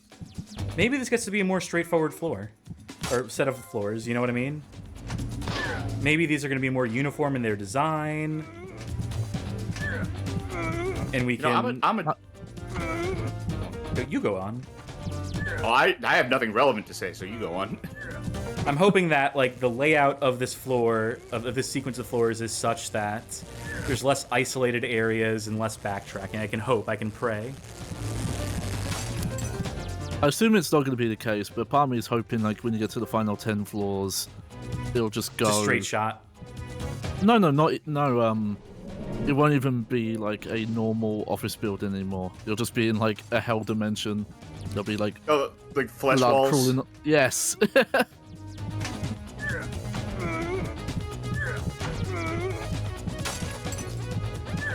I knew he was going to be there. Oh, I'm loving this music, though. If I saw anyone in those comments praising anything about this game, it would usually be the music. It's fine. It's generic. It's inoffensive. I don't know, it hits like a specific era of like arcade music design that I appreciate. It feels like an arcade soundtrack that got lost to time. Oh. Anything? Oh, they're all red here. Oh, God. Yep. Yeah, blondies now. And they just all take a lot more damage here, I guess. Unless that gun is just really bad. No, I think these have more health. Yeah, I am really starting to think that this game has some sort of weird logic that once you've been to a floor once, there's like a set amount of drops you can get from it. I don't know if that's the case, and honestly, I don't care if that's the case. All I care about is making forward progress, because I can save state my way through some. Well, it explained why that last section was so hard when you had to backtrack so far and you just stopped getting health items and guns. I still think this game needs a spider mech boss. Charkie, you that one producer from the early Wild 2000s West, that wanted to yeah. use spiders I and was everything. thinking the same thing, I know. But still, like, it would fit the vibe, right? Have like a robot show up and like, oh, I gotta take care of this thing now. No, Once we you have determined an this game actual is wide gritty and open- realistic and grounded, so no, it wouldn't. So Yeah, would it fit in these hallways or would it have to be like a big open area for once? It'd be like a plaza room. Like maybe that's Really? like floor 1. I think I guessed. imagine- In right. fact, I'd be very interested in seeing what floor 1 of this game looks like. If it is also just a series of tight halls and corridors, just be like the most uncomfortable opening floor of a building. Okay, I joked about the twist of the final 10 floors being like a hellscape, but a part of me is hoping there's a twist where you get to floor 1, it's like, alright, now you got the basement levels. It's like 50 more, you're going to the sub-levels now. I would quit streaming What's that as a whole. What's that game? What's that game that Snowy Ariazar is championing? That's like a series of towers, and the final tower is 10,000 floors.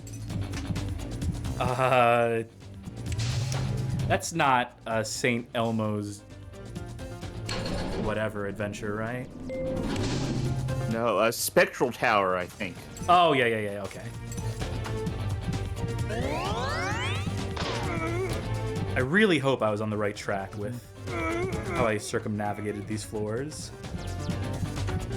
I don't know that one, but it did remind me of, Oh, yes. there's that optional content in the first Parasite Eve. Yeah, Is the it the Chrysler 100 floor. building? Yes, the Chrysler Building. Oh my god, there's no map Yeah. here. I found guns. That's not what I need. Klitschko asks, is this for Wii? Yes. Yes. We're in hell. I so badly need a map. If we can get a map, then we can screenshot the map, right? And then we can have some idea of what like the route is, of where we need to be going at a moment in time. I think it's just trial and error. I think you just need to go through all these elevators, see where they spit you out.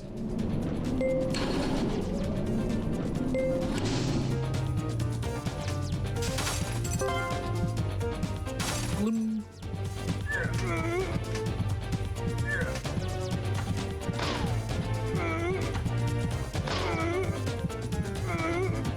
At the end Oh, of you're one really of these, there's gonna be the map, I'm telling you. Oh, wait. Ooh, there we go.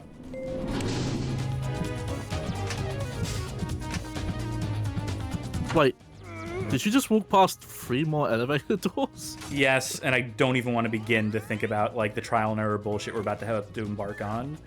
To figure out which one actually takes us to where we want to go. But I guess I'm gonna have to think about that in a minute, aren't I? Unless someone here has a map.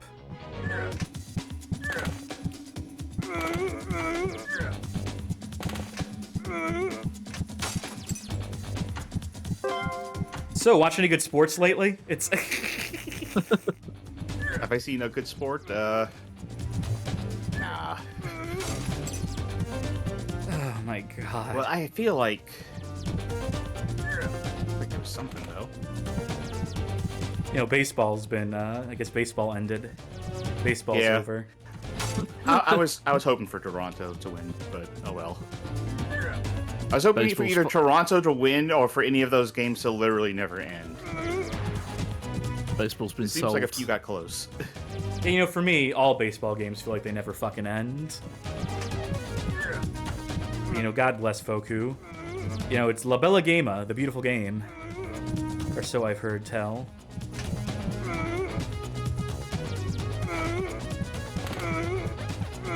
I've got so much shotgun ammo, I might as fucking well just...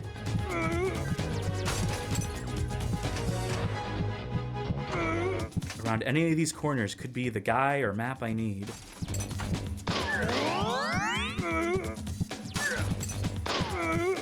See, I shot the plant and the guy there. That's what we call a pro gamer move. Thank you very much. You get a head start on like shoveling the dirt on them when you bury them by doing that.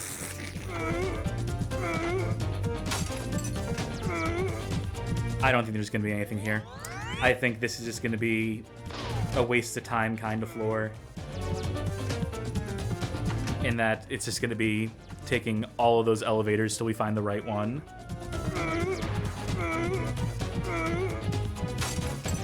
Nothing. Okay, I don't even remember which elevator we came in through, so... This one goes down. Okay, you know what? Here's my deal.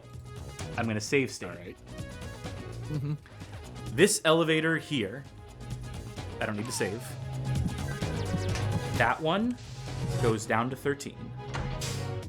This one goes up. This we don't need this elevator. Unless we need to backtrack. pretty sure that's... Yeah, I think that's the one you might have come from. That is definitely the one we came from. This one goes down to Goes 13. down. I'm going to assume this one also goes down to 13. Goes This up. one also goes up. Perhaps to a different section of floor.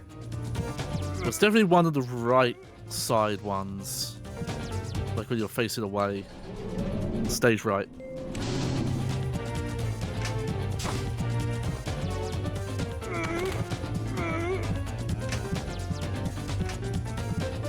I hate that they have iframes as they're coming through the door. Yeah.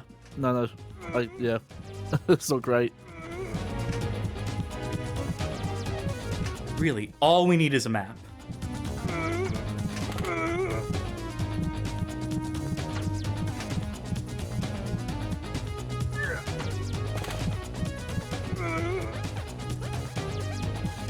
Come the fuck on.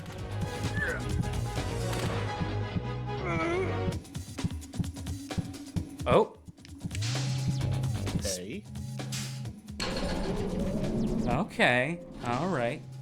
A unique section of floor 14 that we won't otherwise see.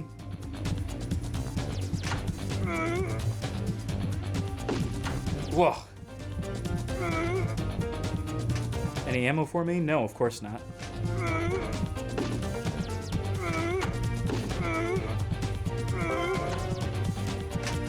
Maybe next we'll find a sideways elevator.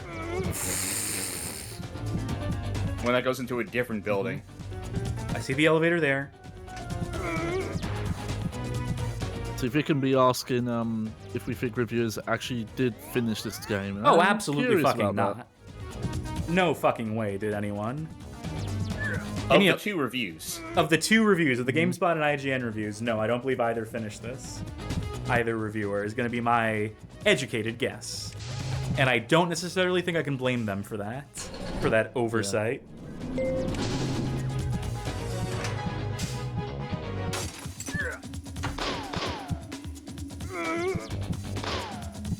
Ow.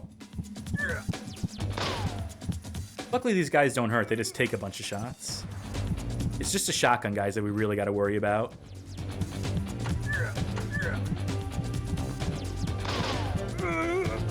Ooh, 2-for-1 special. Thank you very much. Yeah, I'll say from the GameSpot review, it's hard to tell. But there's literally one screenshot, and it's from the first 10 floors, so probably not. No, you pretty much get the idea with this one. You pretty much Yeah. see everything there is to see. Again, you know, horrible stream game. But, you know, we spin shit into gold here at the Bad Game Hall of Fame. That's our job in some capacity. You were excited to do this one. I was, because I kind of knew that would be this, and that would be an excuse to have to, like, small talk and stuff. Because, you know, I had seen those YouTube videos that we showed in the history section. I had seen other people try to milk this game for content and ultimately fail. I don't think any of those reviewers finished the game. Any of those YouTube reviewers. I think they all kind of played, like, the first 10 levels and said, I got the gist. Not even getting to the truly wretched parts of this. That's how it is on this That's Bishop and unfortunate Earth. trend with, yeah, that's a trend you'll find with a lot of reviewers chasing, like, infamously known bad games is, yeah, they won't really finish. They'll kind of just base their understanding on, like, general response. But this isn't a well-known bad game. It's only known because of those series of hyperbolic, True, yeah. performative YouTube reviews and our article.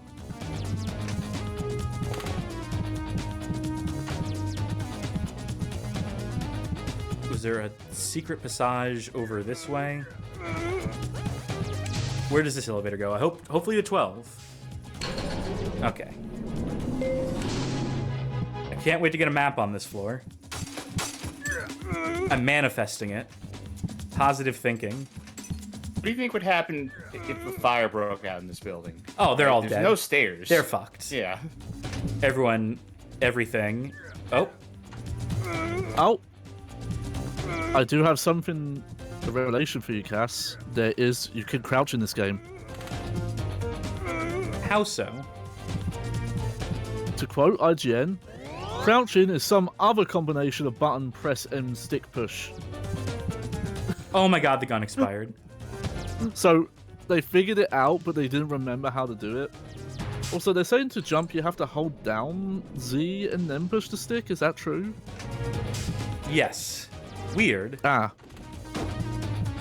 For a completely superfluous input, since there's no platforming here. Oh, Yeah, you're getting shot a lot. you don't get, like, good hit detection. The Wiimote vibrates. That is the only feedback you get for getting shot if you're not just eyes glued to the life meter. Yeah. But yeah, but the review says that the crouching does not seem to help in any way.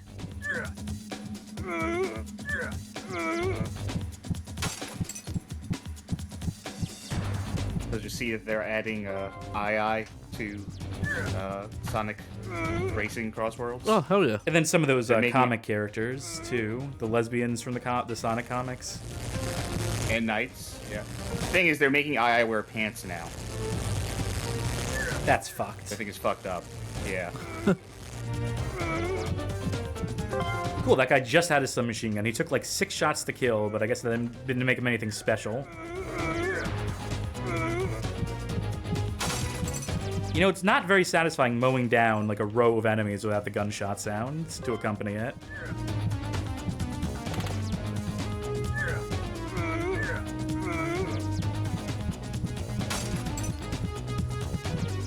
Hunter says, I think II's fit is his fit in the latest Monkey Ball game, too. Is that the one on Switch? Because I have not played that one. Like, that one's feel like like that the might be weird in- Battle Royale kind of one, right? Or am I very wrong? Oh, I don't know about that. Yeah.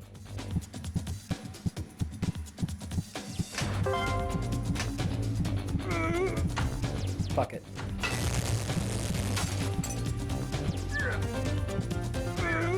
Banana rumble.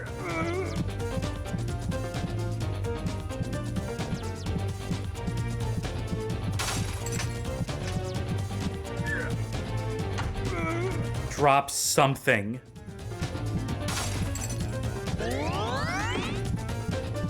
Good God. Oh, slime generator says, yeah. Z Yeah. and down. That's Okay, why jump is the way it is, and that's why. Okay. So what's Z in left or right? yeah, I was gonna ask, is there leaning? Is it balanced? Hey, for watch this leaning? dead end. We're in hell. And yes, it is just jumps. Ah, Good God. that's a shame actually, because that could have been a cool mechanic for dodging bullets if you could lean to do that. So we found the way to get to the last set of floors. The problem is, we need the disc. Yeah. That we haven't gotten a map at all.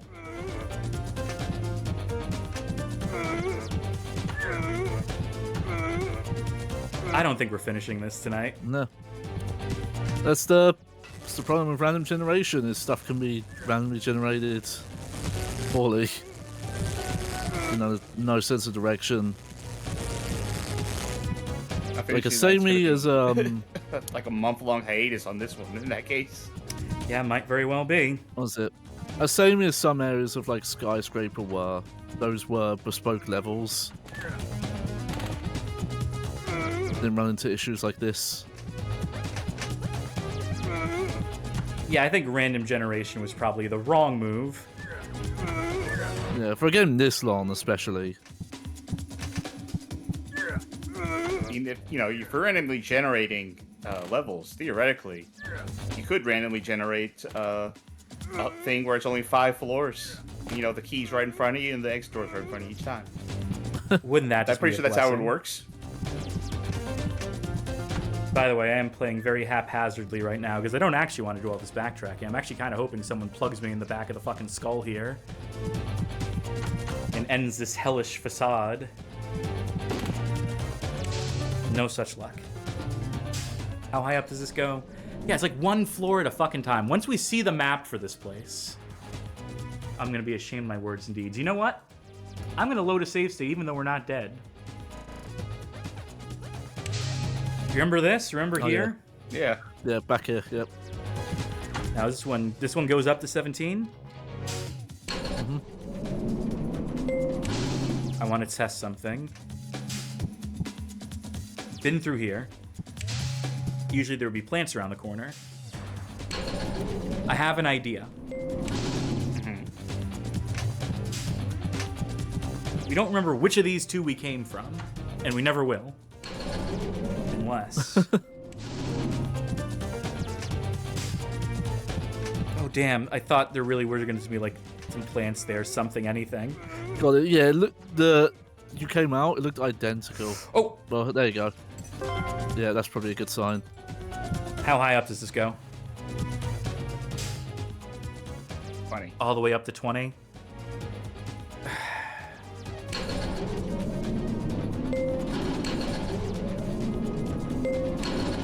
Let me see. Is this going to be a lobby with multiple elevators in? Okay. So what I know from that, or what I'm guessing, the reasonable assumption I'm making is that we don't need to be there. So we don't need to go up.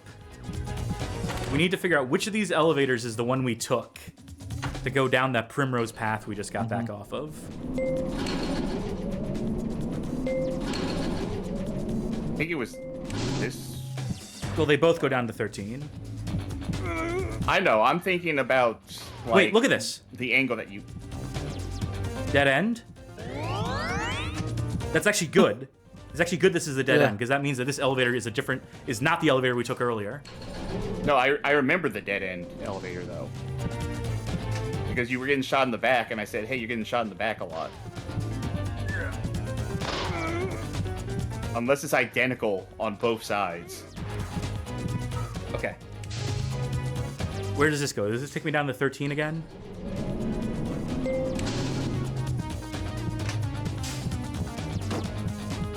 Ah! There it is! Hey! All right, what does this look like? Good God. It's the worst Pac-Man levels. Gravy. Okay. Okay. We need to know where the target is still. So we know floor 11, pointless.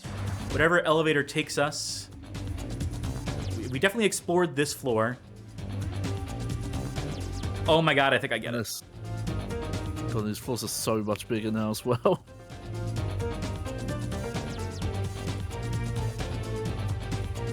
Okay.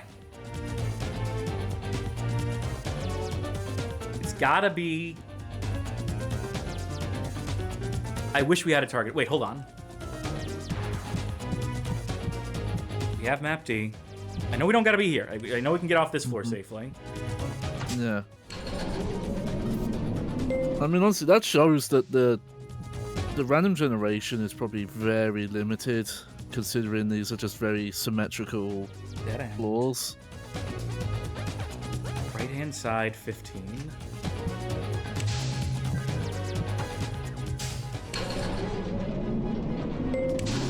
Okay.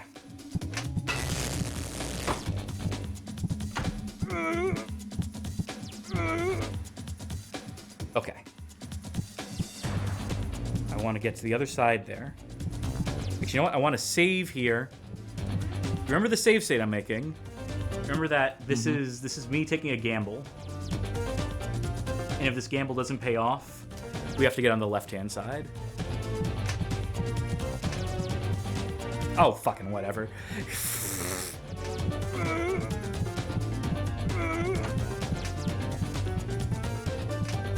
I don't think we crossed this floor at any point previously in the previous runs.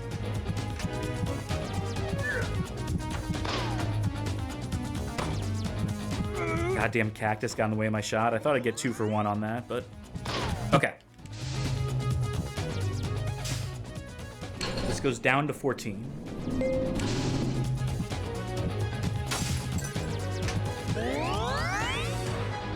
We go all the way there. Okay. Isn't it great how there's no intentionality behind this either? 'Cause it's No, none randomized? whatsoever, yeah. I love it.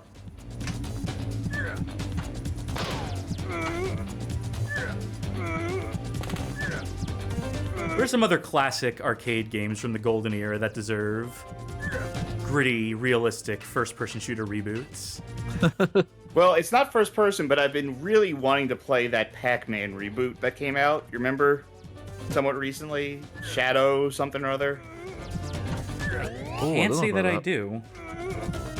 It's like this dark, gritty-looking sci-fi game, and Pac-Man's in it Oh, for some reason. Shadow? Yeah, Oh Shadow yeah, Gathering? okay. It's vaguely coming back to me now.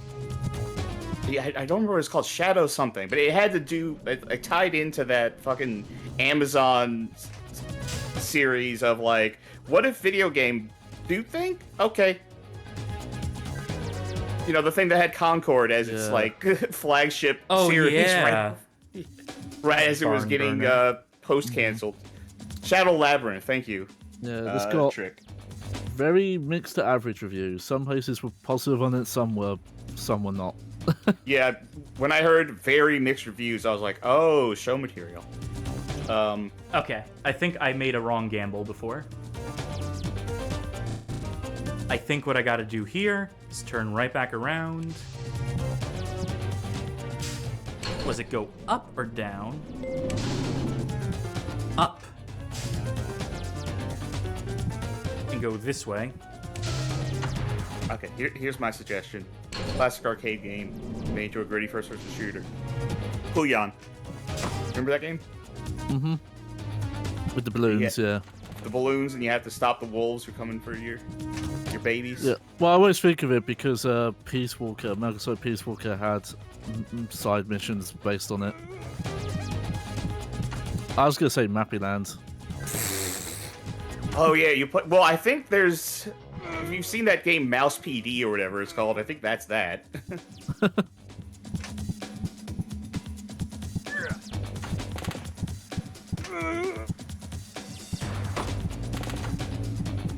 Area 51. Shut up. Go watch our playthrough, folks. But yeah, third time's the charm. Trick in chat says gritty first person dig dug.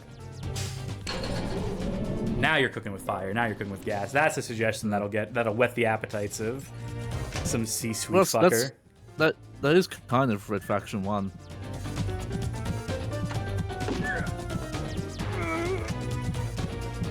Good God, I think I'm gonna give up. Wait, look at that guy. Yeah, he's in Yeah, red. he's giving up too. I was not even supposed to be here today. Oh my God, it was worthless.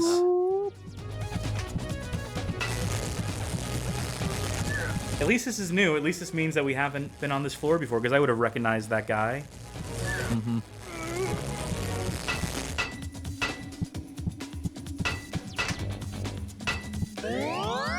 I love the sound of a monitor getting shot here. Tink, tink, tink, tink, tink. Yeah, it's like an anvil. Also, we haven't commented on it, but the way the night vision goggles works makes like no sense. It also sucks to look at. Yeah, At yeah. least it's not flashing, but Got any shotgun bullets for me, boss?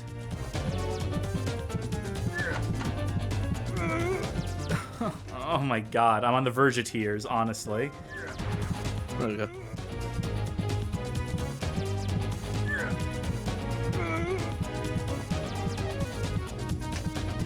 Hey, where does this go? Probably to one of two floors. Oh, God. This is hell.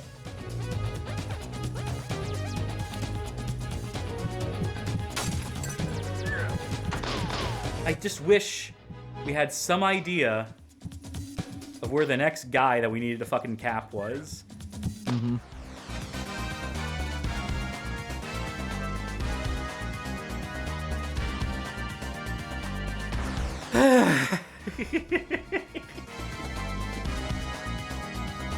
Let me check something.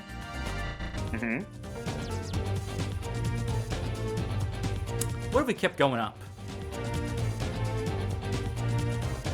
back to the top floor. Wave down the helicopter, say I'd like to leave. Yeah, it's... Now, I was half expecting the target to be like on floor like 45 or something.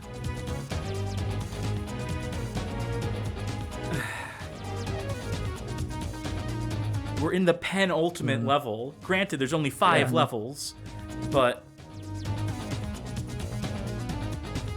And you're gonna be gone for like a month. Or 2 weeks or whatever. Yeah, more like 2 weeks. But I don't know how much more I have in the tank when it comes to this. I'm looking at each of these floors. I'm just trying to think. I feel like floor 17. I feel like this is where it's in one of these quadrants. Because we come from there. We've kept going down, but we haven't gone up. Good God.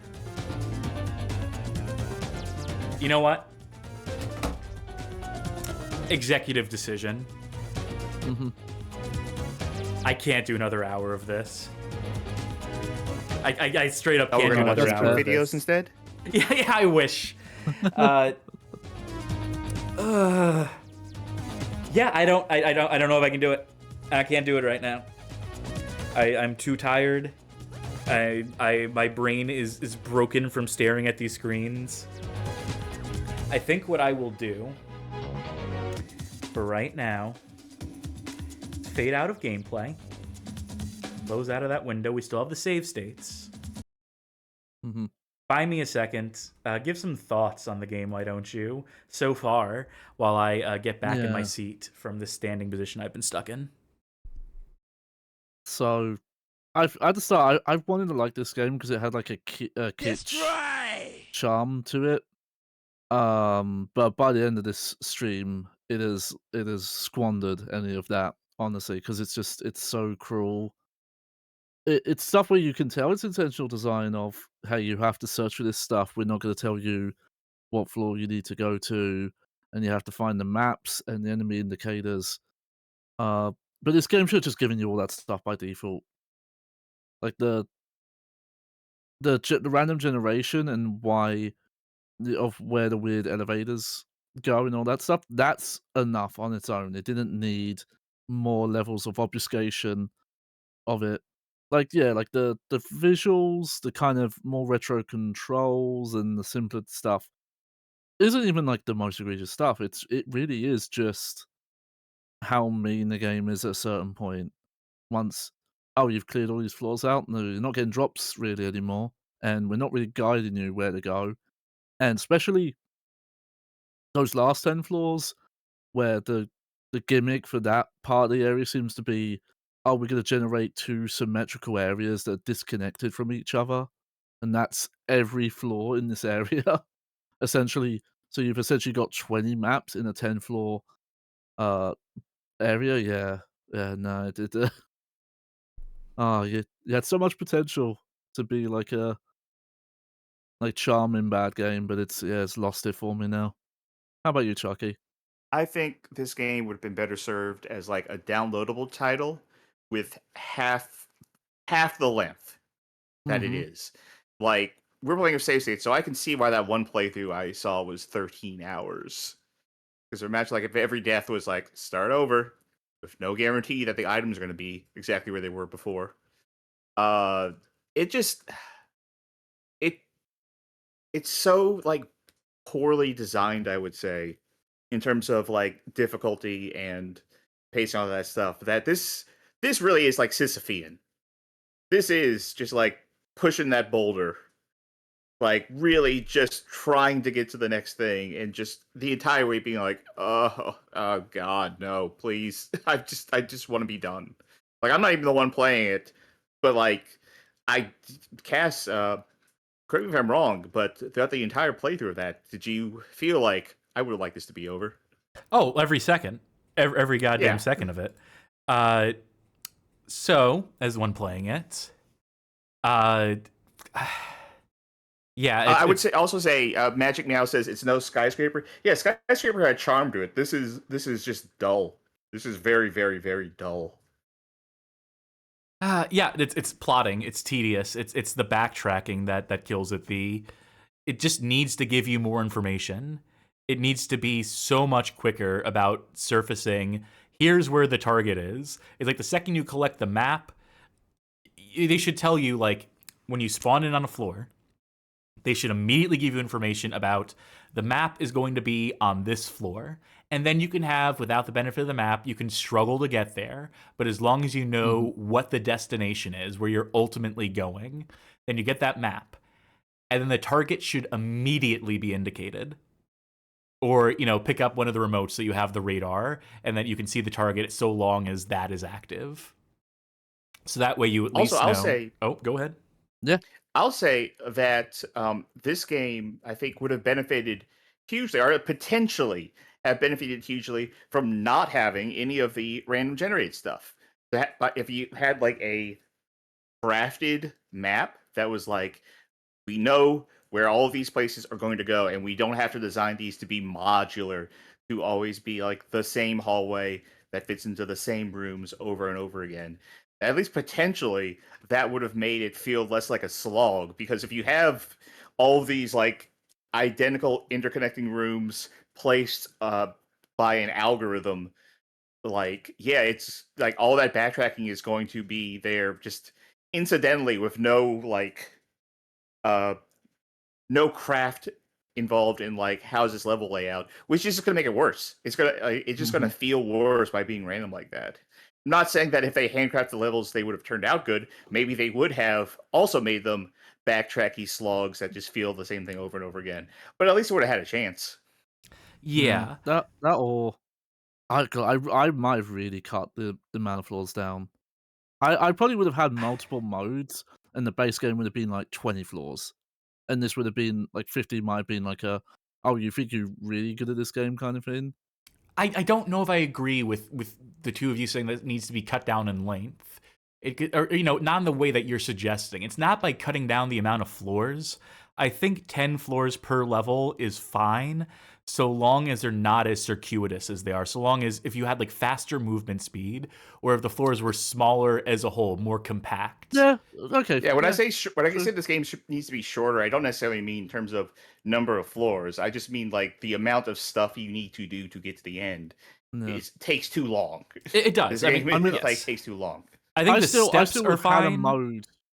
The steps that you need to accomplish, the missions you need to accomplish, finding the map to find the target, to find the disc, to unlock the door, that's fine. It's just the fact that they don't indicate those things. If they indicated them, it would be so much easier, because then you can just, you get the map, and then from there you can solve for, okay, I can see this screen, I can see what elevators go where, and I can at least plot out a course to where the target is. It's the fact that once you get that map, you have no idea where the target is still, that you're still searching in the fucking dark, and you can see on this section that we're in this level, that there's so many parallel elevators that lead you to identical rooms, but one of them is going to have the thing we need, is going to have the enemy that's holding onto the disc, or more accurately, is going to have the thing that indicates the location of the disc.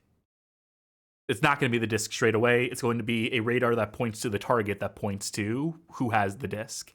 And spoiler alert, I believe at some point, the game does expect you to backtrack all the way back up to the 50 floor, to 50 to 40 region. I think in the last section of the game, they expect you to go all the way back up. So, with that in mind, this is going to get a second episode. The torture, the suffering will continue. I'm going to look into, between this episode and next, if there are any cheat files that can be applied, or what I might do is just in my own time come up with a controller-friendly solution for this, a way we can play this with like a DualSense controller or something, or any other person could play it. And I'll use that to make it at least a little less tedious to get through. And I'll just do some routing, do some plotting, so that when we do come back to this in a week, because I think I will be here for the 18th. I think we can come back on Tuesday and finish this goddamn game off before I get to move in. If not, then it'll be delayed, and we'll cross the bridge when we get there. But, fuck. Folks, thank you for putting up with this, for sticking around till the end of this episode, and theoretically tuning in to the next one. Boy, howdy. It ain't no skyscraper. Midas really cooked with that one. Midas Interactive with Skyscraper really fucking cooked. In a way that UFO Interactive could not. Ooh, boy. Yeah, this, I think whoever said in the first hour of this playthrough that this is the most monotonous game we've played, hit that nail on the fucking head. But, what's our goddamn motto? What's our motto? I forgot. It's time for Charkie's Stream Snack. No, the other motto. We finish what we start. Finish what we start. Okay. We finish what we start. I knew the sentiment. I just couldn't remember what the words were. So, we will finish this. We will come back to it in a week. Or longer. It depends. Things are in flux right now. But hey, we will have some other streams between then and now. Some palate cleansers. Like this Thursday, for example.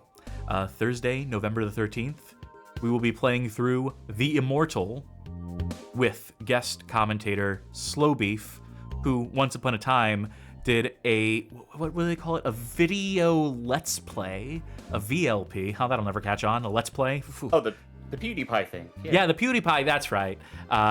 Who did the first ever video LP of a little game by the name of The Immortal. So that will be a fun bit of history to revisit. Friday, Johnny? I'll confirm that on. I'll get a confirmation on Thursday. Will be more Dead Rising if I'm physically well enough by then, but I gotta play that by ear. Time will tell. But, yeah, fingers crossed though, because I do want to get back to it. What shouldn't need confirmation is our stream on Saturday, November 15th, the Girl Games Gauntlet. Charkie in Devious Vacuum will endure a gauntlet of girly games, of pink games, as they are sometimes called. Not as often as you'd think. So that is one to look forward to as well. Monday, as always, will be Casual Mondays, a show where we play not-so-bad games and casually chat about them and other things. And then Tuesday, November 18th, will either be the continuation and conclusion of this Spy Games elevator mission, or something else entirely. It depends on the timetable for my move. Do we want to announce what the next Tuesday game is going to be? Just as a teaser, just in case we can't do elevator mission. Sorry. Do we want to say what the next Tuesday game is going to be? Yeah, might as well. It's going to be Lord of the Rings Gollum. Yes, that Lord of the Rings, that Gollum game, that recent one. Diving into a bit of more modern Bad Games history, and Charkie and Johnny will be steering the ship on that one. Speaking of Charkie and Johnny steering the ship, that Thursday of that week is also going to be the patron poll, which is going to go up real soon. Have y'all vote on that to decide what we're going to be doing on future Thursdays. It's a poll of fighting games that have spin-offs into not fighting games. Yes, and the games on that poll, because I think I'm going to put the poll up. I'll get it up tonight. How about that? So it runs for a week. And we'll explain how you can vote in this poll in just a little bit. But the choices are going to be Death by Degrees, Soul Calibur Legends, Guilty Gear 2 Overture, Mortal Kombat Special Forces, or Virtua Quest. Those will be the 5 choices on said poll. That'll do it for the schedule, the look ahead. So, hey folks, if you like what you saw here tonight, consider joining our Discord community, why don't you? Discord.gg/BGHOF, a community of connoisseurs, talk bad games, good games, every game in between, things that aren't games. We leave it to your discretion. And we also have a Bad Game Club that operates on there. The game of the month at the moment is going to be Mylon Secret Castle. People are playing that game, commiserating over that game at the moment, sharing tips and tricks with each other in their attempts to solve it collaboratively, which is really cool to see, honestly. So if you like book clubs or clubs of that nature, the idea of a community event around playing a certain game, we have one, and I highly encourage people to participate in it. And hey, if you really like what you saw here tonight, you might consider subscribing on Twitch, pledging on Patreon, becoming a member on YouTube, financially supporting the show. In doing so, you will gain access on that Discord server to a Patreon Saints channel. This is where people can vote in polls, like the one we'll be putting up in the near future, where you can gain access to exclusive content, VODs that don't make it to YouTube and the like. You can make suggestions to help steer the direction of the show, and we've gotten a few ones recently. I was soliciting some suggestions, and some of them will be potentially applied as future show formats, so stay tuned for all that stuff. And just generally know that you are appreciated by us, the Bad Game Hall of Fame team, that we will thank you and recognize you for helping keep the lights on at this elevated endeavor of ours. If you can't financially support us, though, believe you me, we completely understand. You might instead consider, if you're looking for some free way to support the channel, going over to our YouTube channel, where we have a playlist. It's called the Suggested Viewing Playlist. It is 20 hand-picked episodes that we think make for a pretty solid onboarding onto this thing of ours. Show them to your friends, family, clergy, etc. Whoever you think might go for 3 to 4 hour-long video game videos. Or maybe you know someone who's a big fan of Elevator Mission, the franchise, the long-running classic arcade franchise, Elevator Mission. Not to be confused with that other one. And they'll appreciate seeing this modern, reimagined take on Elevator Mission. Because that's the name of the game, right? We leave it to your discretion, dear viewers. You should see about a raid. See who's streaming at this hour. Stayed up late enough? I think I have an idea. I think I know who I will send folk the way of. Cobra Commanda is playing Deadly Premonition on the PS3. Looks like they're making their way towards the ending. So if you are a Deadly Premonition mark, you may well want to tune into that and watch someone's live reaction to finishing Deadly Premonition for the first time, because you only have the first time seeing Deadly Premonition's ending once, you know? And it's a thing of beauty to behold sometimes. So we'll send folk that away. Let them know the Bad Game Hall of Fame sent you, so on, so forth. For the Bad Game Hall of Fame, for us here, I have been Custodian Cassidy cleaning up the floors.